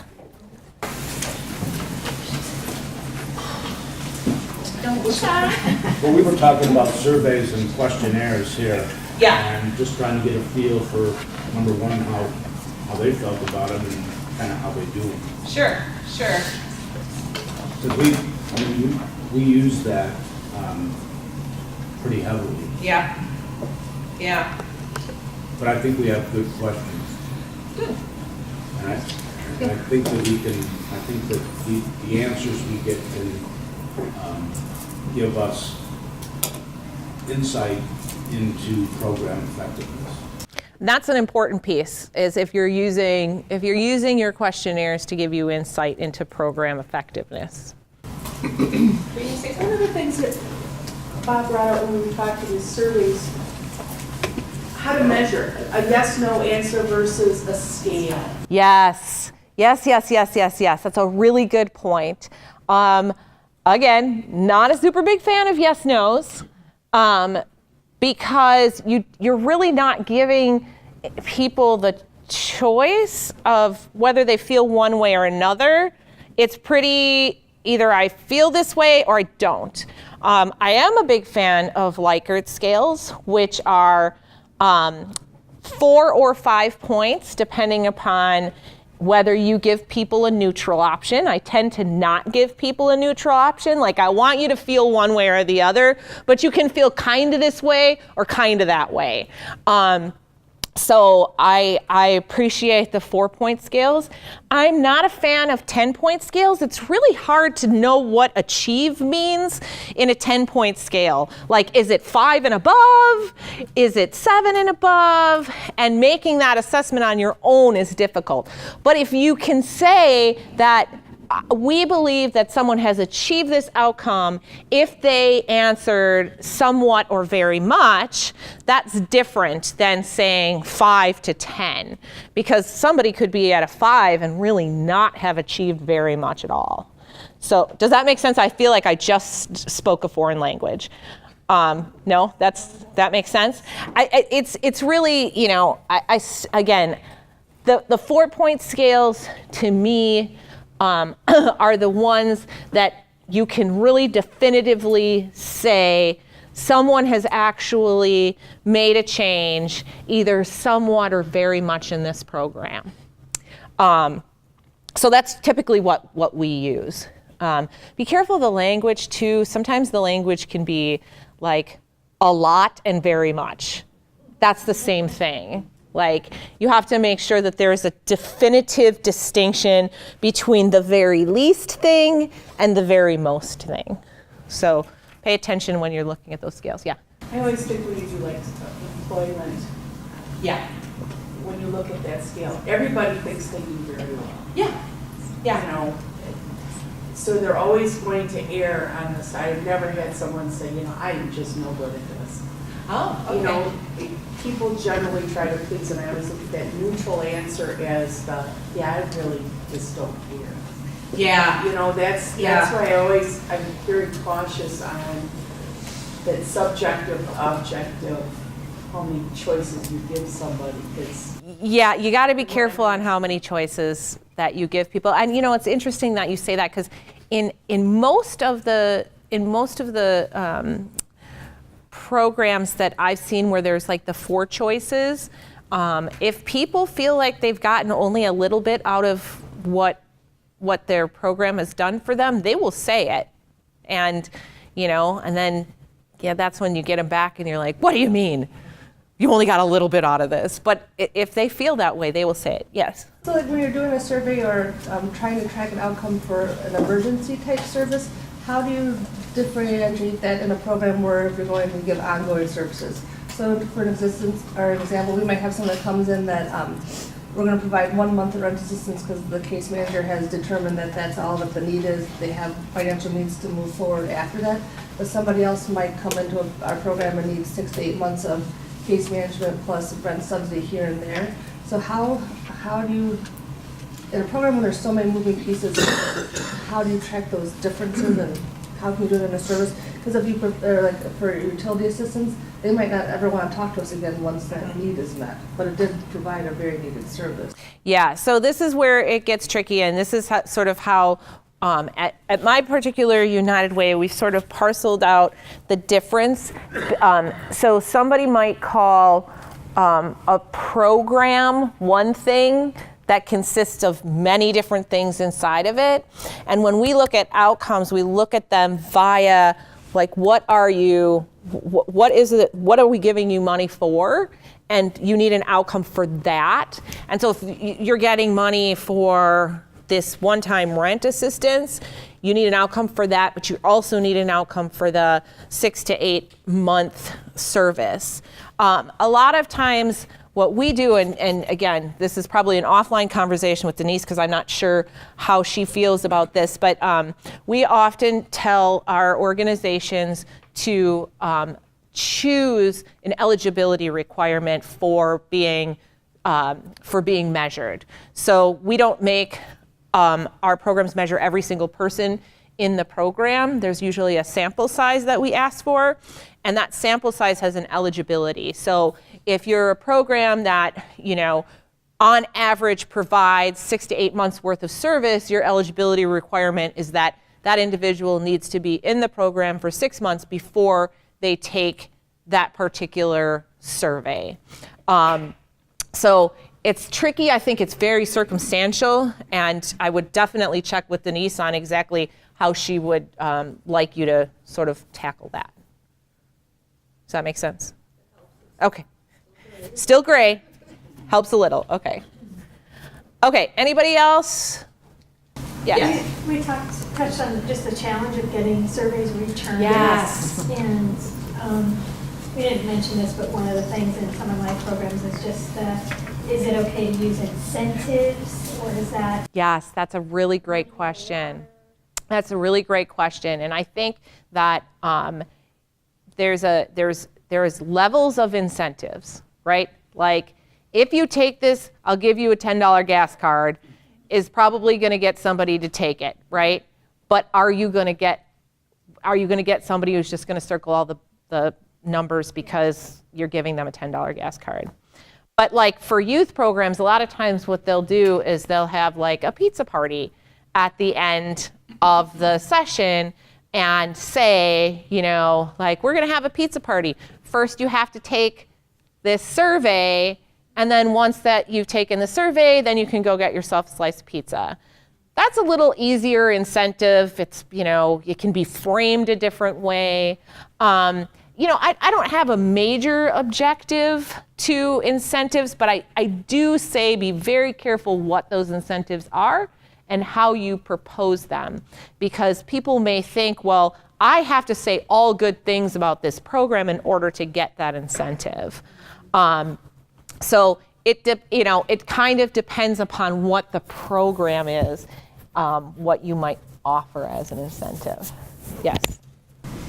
All of our affiliates across the country struggle with that also, getting anything returned, and as you said, we're surveyed to death on top of that. Yes.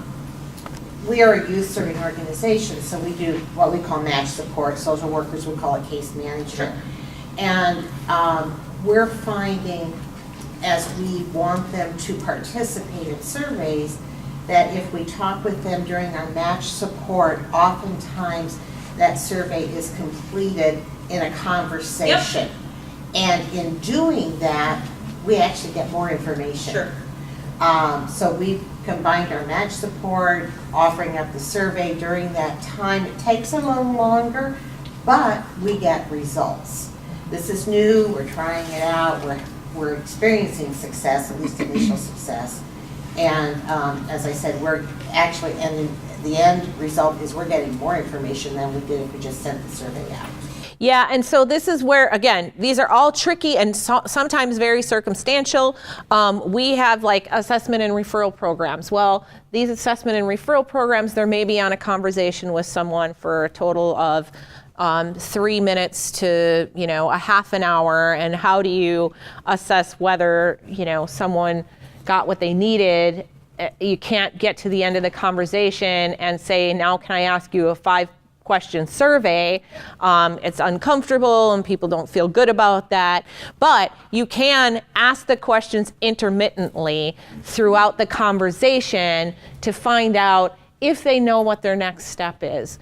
Do they feel like they got the information that they needed?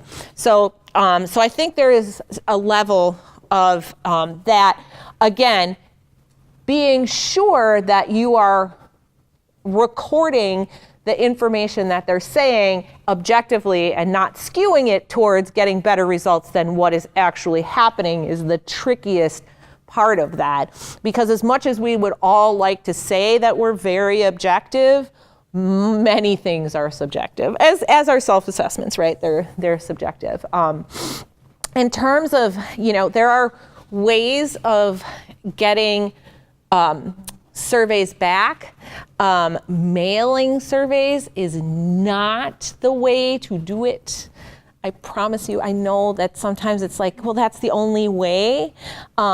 If you have access, if you have to mail surveys, your best bet is to do like a SurveyMonkey link or something online. People are far more likely to open up an email and click on a link with 5 questions that they know is going to take them a minute and a half to do versus what happens to me all the time. And I love Children's Hospital of Milwaukee, but every time my daughter goes and has something done there, I get like this envelope packet that's like this thick. And the first thing I do is go, no, because then I got to fill it all out and then I got to stick it back into the envelope. And sometimes it has a prepaid envelope and sometimes it doesn't. So be very careful when it comes to mailing out surveys. Your return rate is going to be far less than what the postage costs for you to send them out. The best is in-person surveys. Obviously, that's, and the more that you can set up from the beginning how important the surveys are to improving the quality of your programming, the better your return rate is going to be. Do not, under any circumstances, put on the top of a survey, we need this for our funder. Cannot even tell you how many times I've seen that.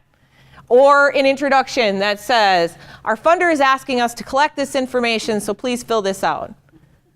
Well, if they need the services at all, they're not going to tell you the truth because they're going to be afraid that if they don't say the right thing, you're going to lose your money.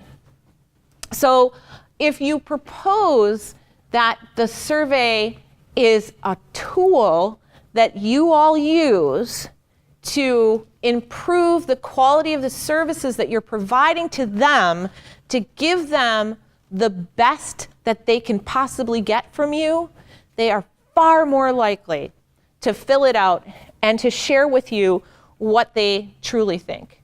Oh, and there is a value, a very big value in a feedback box at the end of a survey. Because they may say all good things about you, or about the service that they were given, but then in the comment box, they're like, yeah, but. And that yeah, but is just as important for program improvement as is the quantitative information that you're collecting.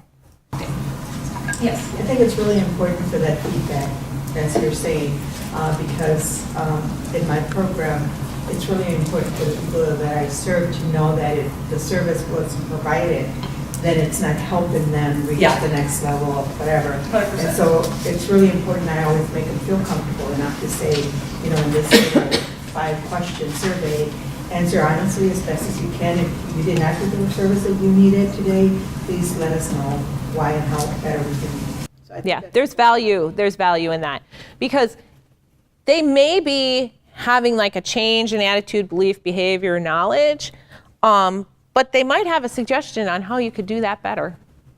And that's just as important in program and quality improvement. Okay. Oh boy. Okay. So bumps in the road when it comes to outcomes. Staff or leaders see evaluation as an add-on activity. Okay, so remember when I talked about changing the culture inside your organization? This is where it starts. It's, if you view it as an add-on, something extra that you have to do, that's how it will resonate throughout everybody in your organization. So you should talk about the benefits of changing that way of thinking, involving staff on all levels, and building in time for staff to work specifically on evaluation. So I do a whole entire series on building capacity for nonprofits to do evaluation. And the one thing that I say is critical is what happens is that someone, maybe you, got assigned to do the evaluation portion of the program, and it is not in your job description. It is other duties as assigned. You did not know you would be responsible for this, and you have pretty much very basic level of how to do this. So instead of throwing people off, it's important to put in, and if you're the person who's doing this and you get to review your job description every single year, put it in your job description. Like my job includes, I have to do specifically things on evaluation so that people know that this is a part of your job. So that's important. Staff has limited experience with outcome measurement. Invest in training and technical assistance to build confidence and skills, which is exactly what Denise did. She said, hey, I saw this training. I think my folks could use this training. It's going to help them build capacity. Super, super important. And you're all very lucky because there are a lot of United Ways that don't invest in that. And she's lucky because I come out and I do this for free. So start out with 1 or 2 compelling outcomes. Do not try to measure everything. I know that happens all the time. People are like, but we do all kinds of good things in our program, and we want to measure this, and we want to measure this, and we want to measure this. Come up with 1 or 2 compelling things to start off with. Organization is collecting lots of data, but not analyzing or using findings. Can't even tell you how often people tell me that they have databases full of data, lots of data. Data. Don't know what to do with all this data. So parcel it out, try to compartmentalize it, and it's very overwhelming. It's very overwhelming. But if you can find ways to discuss your outcome findings and your implications, whether it's with board members or staff members or clients in different forums, using that data is going to help you to understand its importance.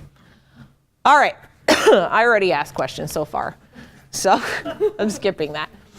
Okay, so we have a little under 45 minutes to talk about logic models. Let me just tell you, I give an entire semester course on logic models. So you are getting like the light surface area of logic models, but you are getting more than the 10 minutes I gave at the last presentation, where at the end, when I did the evaluation, everyone said, I really wish you would have talked more about logic models. So That's what we're going to talk about. Okay, so the definition of a logic model is that it is a description of how a program theoretically works to achieve benefits for participants. It describes the if-then sequence of changes to be set in motion through inputs, activities, and outcomes. That's a big mouthful. So, what do you know about logic models? So, if you are brand new to logic models, raise your hand.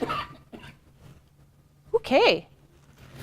If you've created a logic model before, raise your hand. Okay. If you've attended other logic model trainings, raise your hand. Oh, okay. If you have a clear understanding of a logic model that everyone in your agency knows about, raise your hand.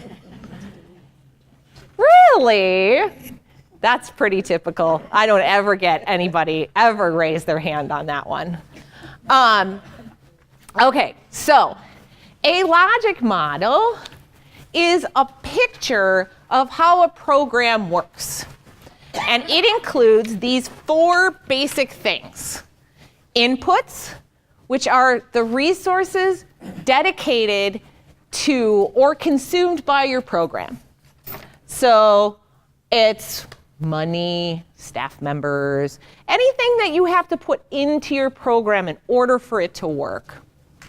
The activities are what the program does with the inputs to fulfill its mission. So people get activities and outcomes tripped up all the time. So it's all the things that you do in your program that leads you to the outcome. All those activities.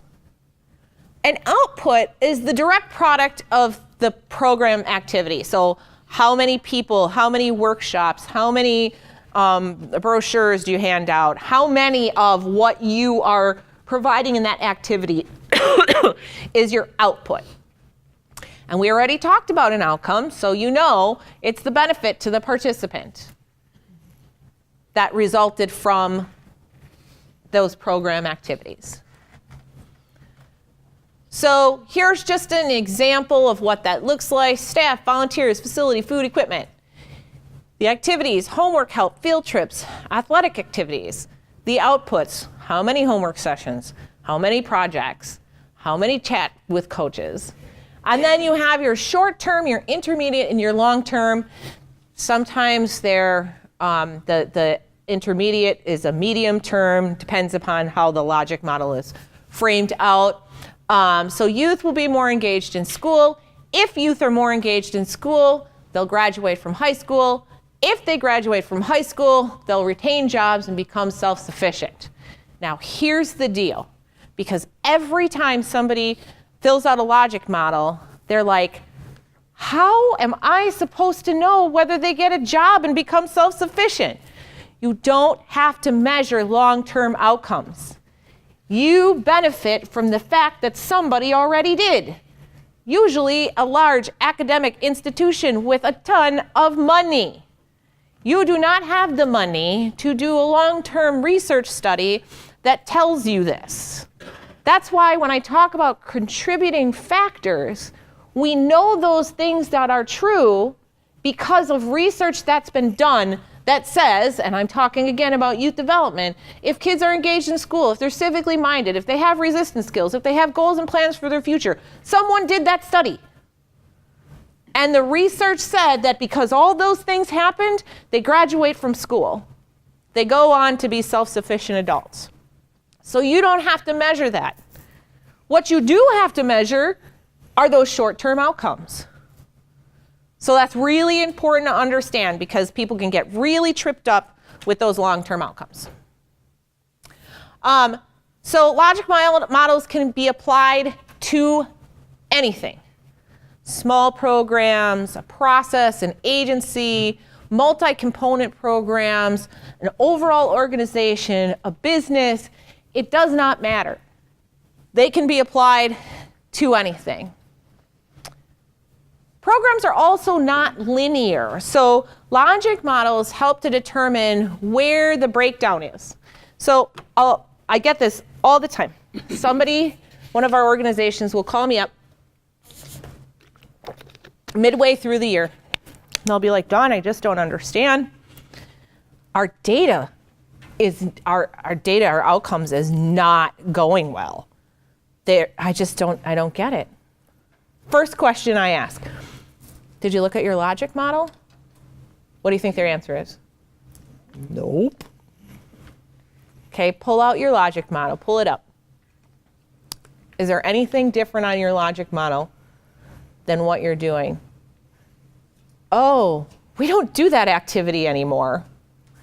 Okay, well, if you don't do that activity anymore, you're probably not going to get the outcome that relates to that activity.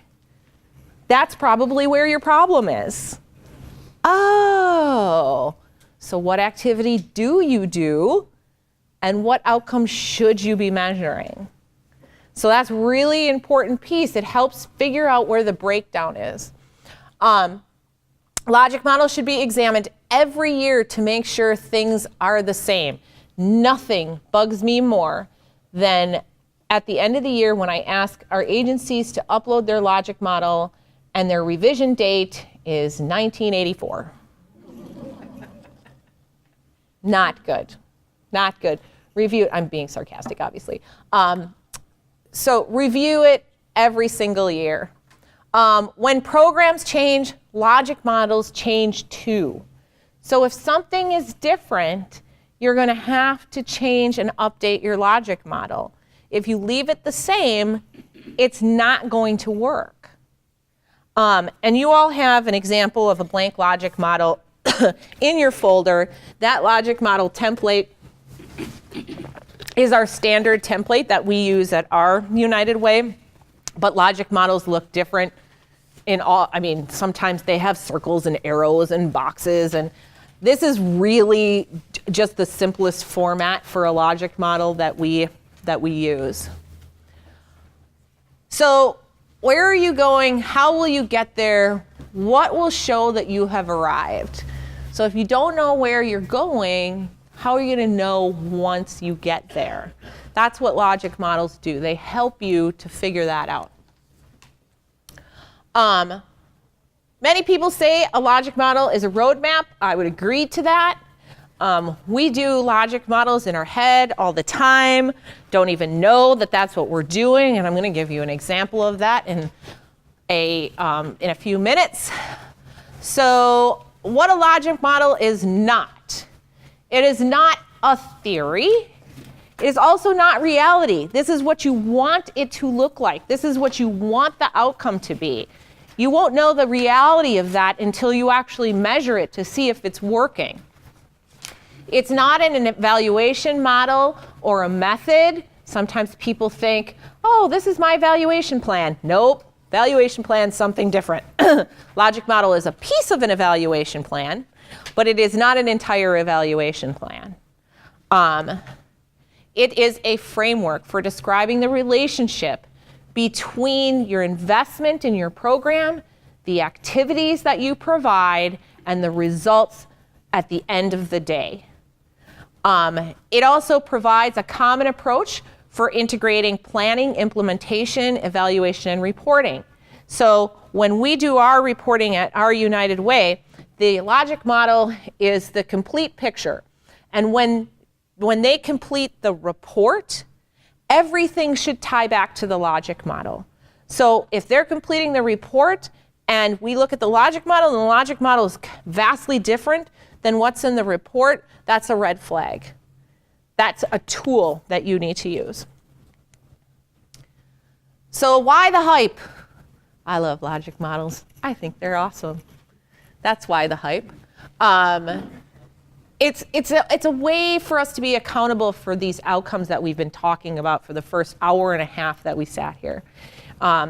It puts it into a picture that we can use to provide common language to everyone. You'd be surprised at how much board members like logic models. And I say that because if you give your board member a report that you gave to a funder, you think they're going to read it. No. You're fooling yourself. Maybe there is one. But again, we're talking aggregate. Most people not going to read an entire report. They may skim it, they may scan it. But if they have a logic model, it's a one-pager, it shows, even if they go just directly to what the outcomes are, and they want to know, like, why are we measuring these outcomes, they can pop over to the activities and see what those activities are, go, oh, yeah, okay, this makes sense. It supports continuous improvement, and it promotes communication throughout your organization. So I am so geeky about logic models that we created a logic model for a teen pregnancy prevention initiative, and I put it on cardstock paper, and I gave it to everyone, and I made them hang it up in their cubicle so that every time we were doing work around teen pregnancy, they could look at that logic model and see if what they were doing fit into the scope of what that roadmap looks like. Now that's geeky. So here's an everyday example. I have a headache. I go and get some pills.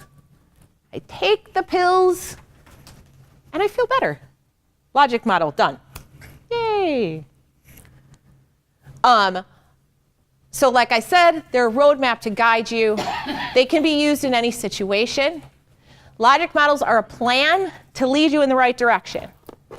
So I'm going to tell you my logic model journey about my trip to Disneyland. And this is a really good example of how we use logic models all the time and we don't even realize it. So when my children were 3 and 4 years old, my cute little daughter was all like princessed out, even though I didn't want her to be, but she was. My kids watched all the Disney movies. And so my husband and I had this great idea.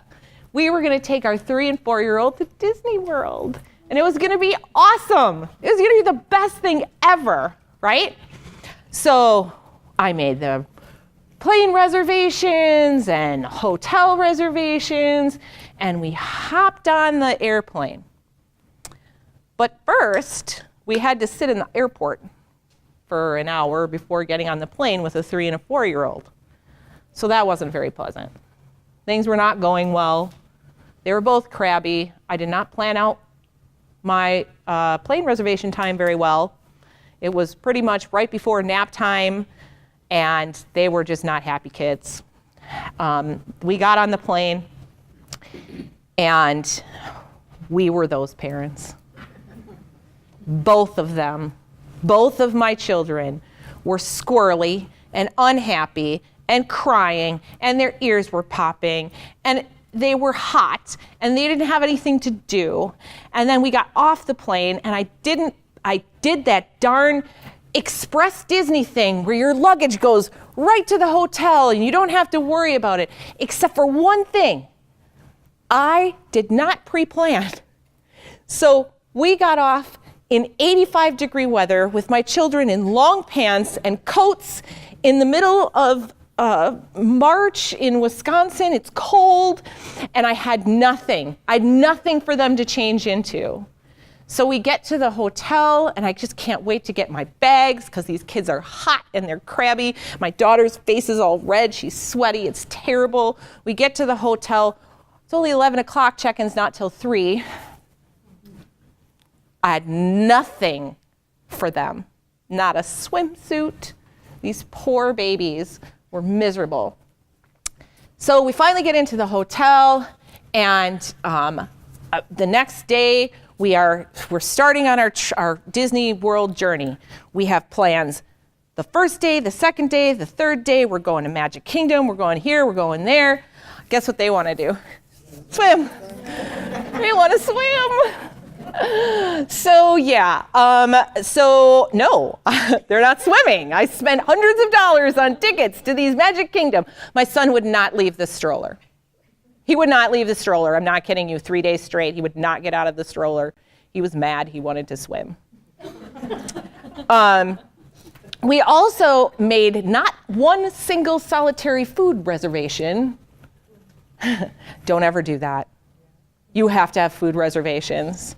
My kids lived off of hot dogs and pretzels, and they were miserable about it. They hated it. My son didn't want to eat. He's very temperamental.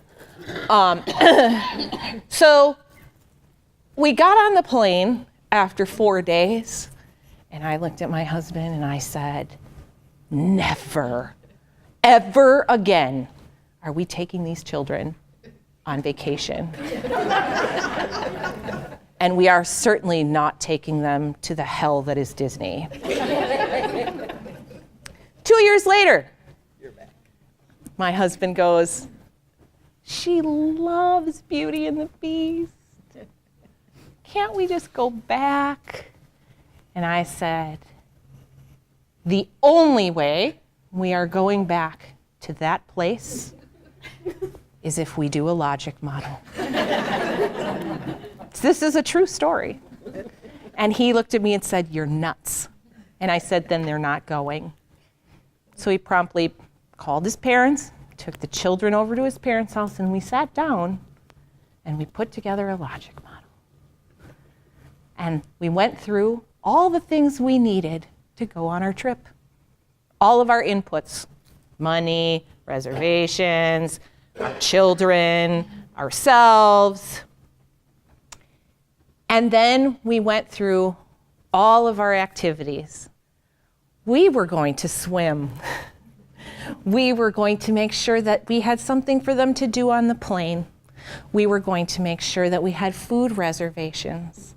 We were going to make sure that we took our own luggage and that Mom was smart and actually packed things in the carry-on bag for them to change into when they got off the plane. Those were our activities.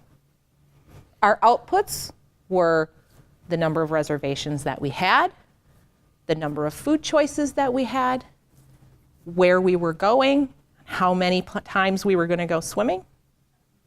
Our outcomes were that, our short-term outcome was that the whole time we were there, we would have fun. A second short-term outcome is that we wouldn't want to kill each other because we were close to it. Our intermediate outcome was that when we got on the plane and we were leaving, everyone would be excited and happy and have really good things to talk about when they got home. Our long-term outcome was that maybe someday, when they are adults and they decide to take their kids to Disney World, maybe they'll take Grandma and Grandpa along. And that was our long-term outcome. So all this was really great, and we had a great time. We did. We had a great time. Not that there weren't bumps in the road, but we had a much better time than the first time. Fast forward 6 or 7 years. My daughter is a competitive gymnast. She has a state meet out in Florida. We decide we're going to tack on a couple of days in Disney World. And so I go and I do all the things I did in my original logic model. Guess what? Times had changed. They did not need my little dollar store items to entertain them on the plane. They had an iPod, and that's all that mattered. They were completely content in watching episodes of SpongeBob SquarePants.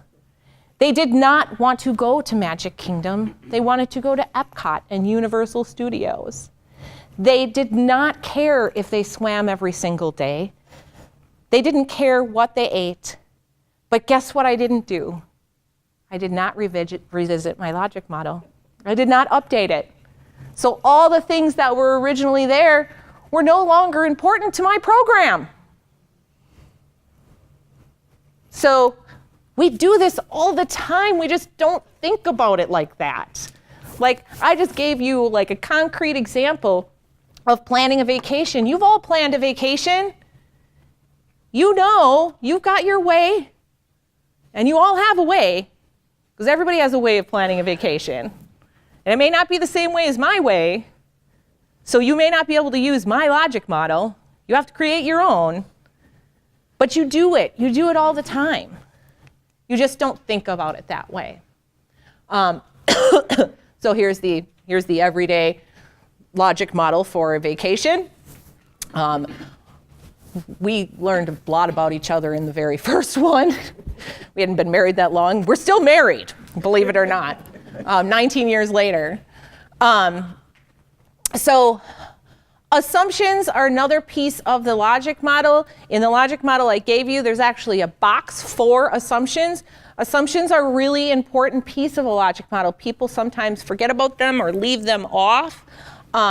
So they include ideas about the problem or the existing situation, how the program operates. So you're going to make an assumption that my program is going to have 15 sessions. You're assuming that that's going to happen. You are thinking about expected outcomes and benefits, how they learn, how they behave, what their motivations are, what their resources are, what the staff is. Those are all assumptions. I'm going to assume that my staff member that I hired to do this program is going to remain employed the whole time and not quit halfway through. Those are your assumptions. So as you left the house today and came to this workshop, what were some of your assumptions about today? It's okay, be honest. What were some of your assumptions about today? Yes? I assumed that the knowledge you've given us will be a little bit more clear in my head. Mm-hmm. Hadn't worked before, so I made that assumption that some of it would be familiar. And some of it wouldn't? Good. or your examples. Mm-hmm.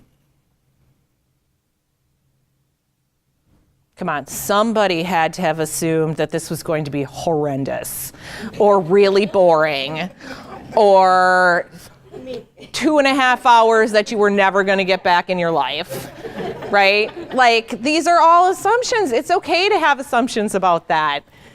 You don't know what you're getting into. You don't know how this is going to turn out. You don't know, who's going to stand before you. Sitting for 2.5 hours is really long. And if you're not engaged, it's tough to be here for that amount of time. So it's important to think about those assumptions. I hope some of you at least feel that, I made that assumption and it wasn't quite as bad as I thought it was going to be. That there are things that we assume that they don't always turn out exactly the way that we anticipate that they will. So I talked about that if-then relationship. Every single thing in a logic model should follow that sequence. If I put all of these things into the program, then I can do these activities. If I do these activities, then I'll have these outputs. If I have these outputs, then I can have these outcomes. If this outcome comes true, then I'm going to assume this outcome will come true. And if this one comes true, then this one will. So it's an if-then sequence. If your logic model doesn't follow that, you need to go back and figure out where something went wrong. So I have my little cartoon here, which I think is really funny. You see there's like a mathematical thing, and then it said, then a miracle occurs, and then there's some other mathematical thing. Yeah. So a common problem is that activities and strategies often don't lead to the desired outcome. So you have all these activities that you do, and you choose an outcome, and the two things don't have that if-then sequence. So you're like, if we do this, then why is this not happening? Well, because it doesn't match the activities that you have in your program. So be conscientious of that. Sometimes it means you have to change the activities. Sometimes it means you have to change the outcome. It just depends. Check your if-then statements and ensure that they make sense and they lead to the outcomes you want. And logic models sort of make that implicit, like this is what's going to happen.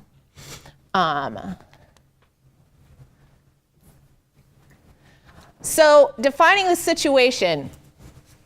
Critical first step in logic model development is What is the problematic condition that exists that demands a problematic or a programmatic response? So you've all probably thought about this a million times without even knowing that you're thinking about it. And that is, there's a reason why your program exists. Someone doesn't have rent, right? That's the problem. Someone doesn't have rent, they need rent assistance. Your program provides rent assistance. There's a problem, there's a programmatic response. So why does it exist? And for whom does it exist? Who has a stake in the program? And what can be changed to make that problem better? So the first step is to think about all those things. Before you even write down your inputs or your activities, you need to know what that problem is and what the conditions are of it. If incorrectly understood and diagnosed, everything that flows from there will be wrong. Remember how I talked about infant mortality and shooting your target population as African Americans, but only serving very few African Americans and all Caucasians. If that sequence is out of whack, everything that comes after that is going to be wrong. Think about the factors affecting the problems. Protective factors, risk factors, review, research, evidence, and knowledge that already exists. So this sounds really, really labor intense, but a lot of this has already been done.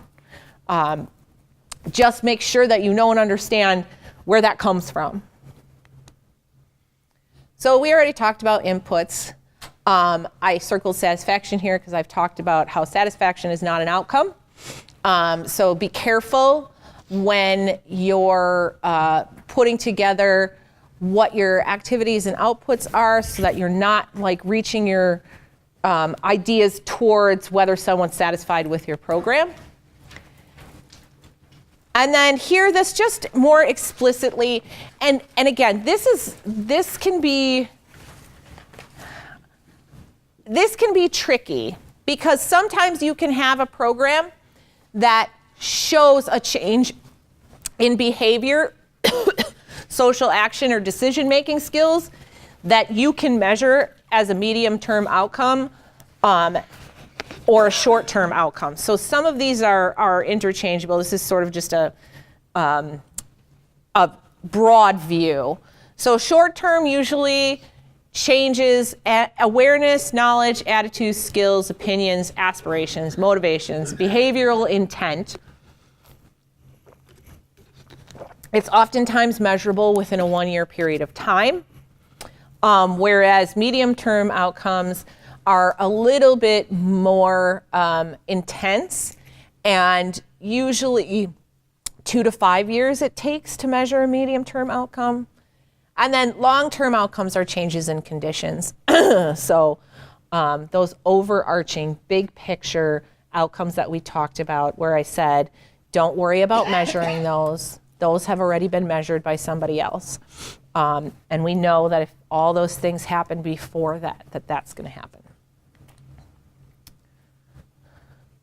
So we talked about language, right? So I've given you a good idea of the difference between an outcome versus an indicator. So the term goals oftentimes is interchangeable with an outcome, or people interchange it with an outcome.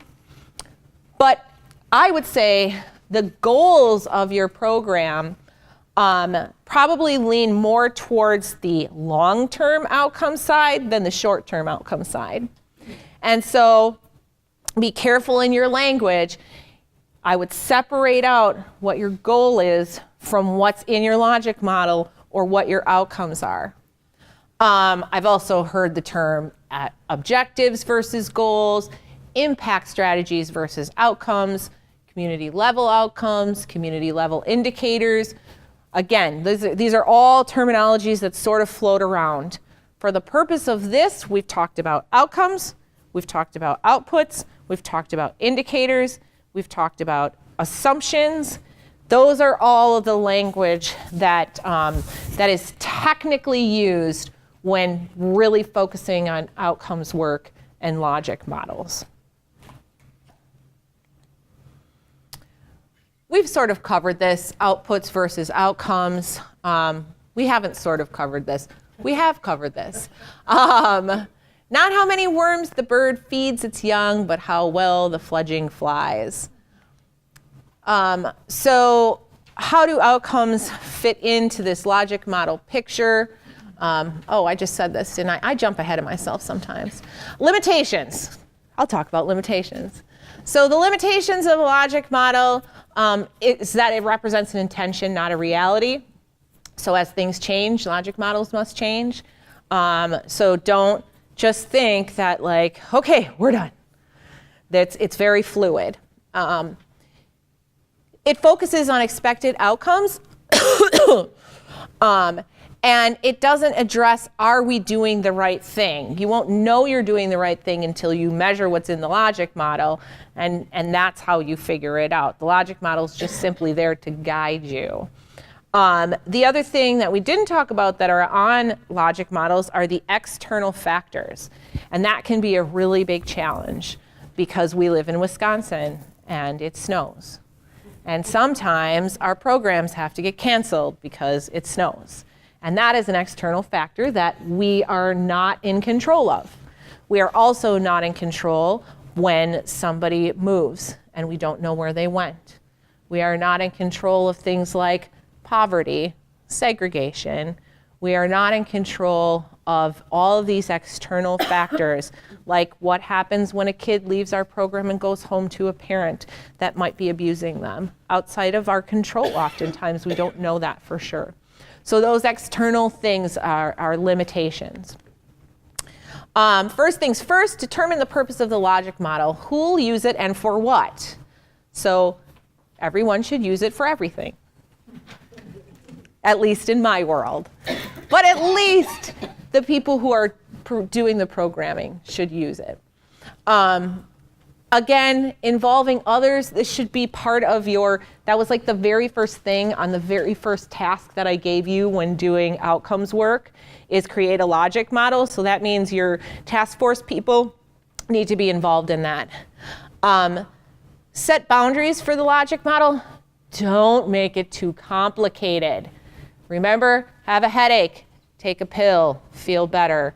Like, the more simple you can make it, the easier it is to understand. And the better, I've been talking for too long.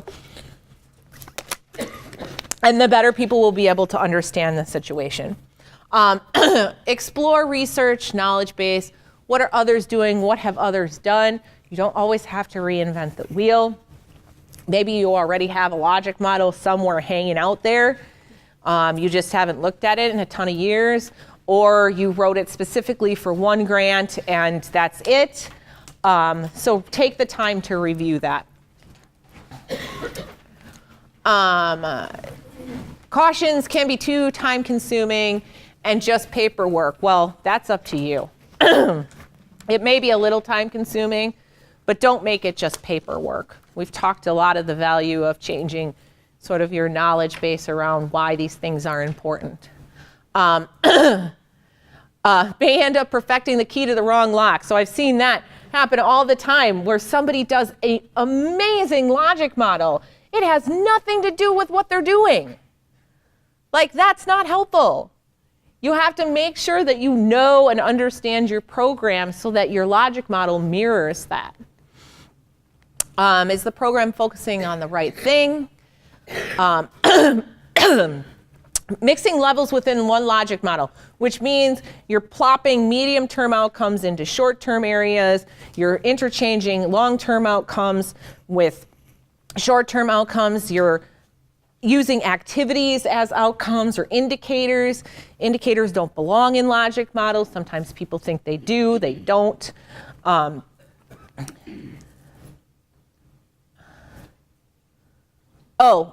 was like, what does that mean? Attending to context only on the front end, which means you're only thinking about that short-term outcome. You're not thinking about how that carries through all the way to the end. It's a good thing we're almost up. Thinking that a logic model has to be correct, like I said, and I've correct in quotes on purpose because you want to do it right, but it doesn't mean that that's the end all be all, and you may have to change it throughout the course of your programming. I don't know what that means. Becomes fixed rather than flexible and dynamic, which, when I said not revised since 1984, that's what I'm talking about. It's a dynamic piece of paper that you use to interact throughout the course of the program. And things you all know, nonprofit is a world of constant change, and so those logic models have to be fluid with that. I gave you another piece of paper in your packet on checking logic models to be sure that you have done them correctly. That piece of paper is far more comprehensive than what I'm going to say up here, but it's just sort of a checklist to help you along in making sure that your logic model is everything that you need it to be. You want it to be meaningful for your organization and reasonable. You want it to have that if-then sequence so all the pieces fit together. And you want to be able to give it to someone and have them know what your program does and what it's trying to accomplish without having to explain anything to them. So like if you were to walk up to somebody on the street and hand them that piece of paper, they would say, hey, this is a youth development program and they want kids to do better in school. Boom, you have done your job. That's simple. How will you know it when you see it? So you've got your logic model done, and then you have to figure out, you've got these outcomes that you're going to measure. You have to figure out what are the indicators that are going to prove that what I'm doing has been done correctly. And that is, how will you know it when you see it? So how will I know that children are more engaged in school? What are my indicators that are going to show me that? How am I going to survey students or collect information that says that this outcome is being achieved? You can have qualitative indicators as well as quantitative indicators. We've talked about the challenges of those two types of things. And we've pretty much talked about data collection. We had a conversation about survey challenges, right? They're time consuming, who gets them, how do we disseminate them? What if the questions don't all make sense for our programs? That's something we didn't touch on, but is also true. Sometimes you'll go out and you'll find like a survey tool that's evidence-based and it's really good, and there are pieces of it that pertain to your program, but there are other pieces that don't pertain to your program. And what do you do in that case? Now, again, this is Dawn Helmrich. We have taken, because as long as you don't change the context of the questions that are being asked in the model, you can take pieces of that model and ask those questions. You don't have to ask every single question. Now, there's a caveat to that. Some people who design those models are very particular. Make sure you read the fine print. If they say that this survey has to be used in its entirety for it to have fidelity, find something else, because they don't want you splitting it up. But most places don't do that. We talked about pre-post tests, and we talked about money and resources and how sometimes you find a really great tool, except that it's 19 cents per kid. And that's far outside your budget, and you can't afford to do that. There's plenty of tools that don't cost money. Okay, wow, I almost took us right to 11:30. So if anybody has any questions right now or afterwards, I will be around for a little bit. I appreciate you sticking out for the whole time with me and all of my crazy outcomes love and logic model love. And I hope it was beneficial to you.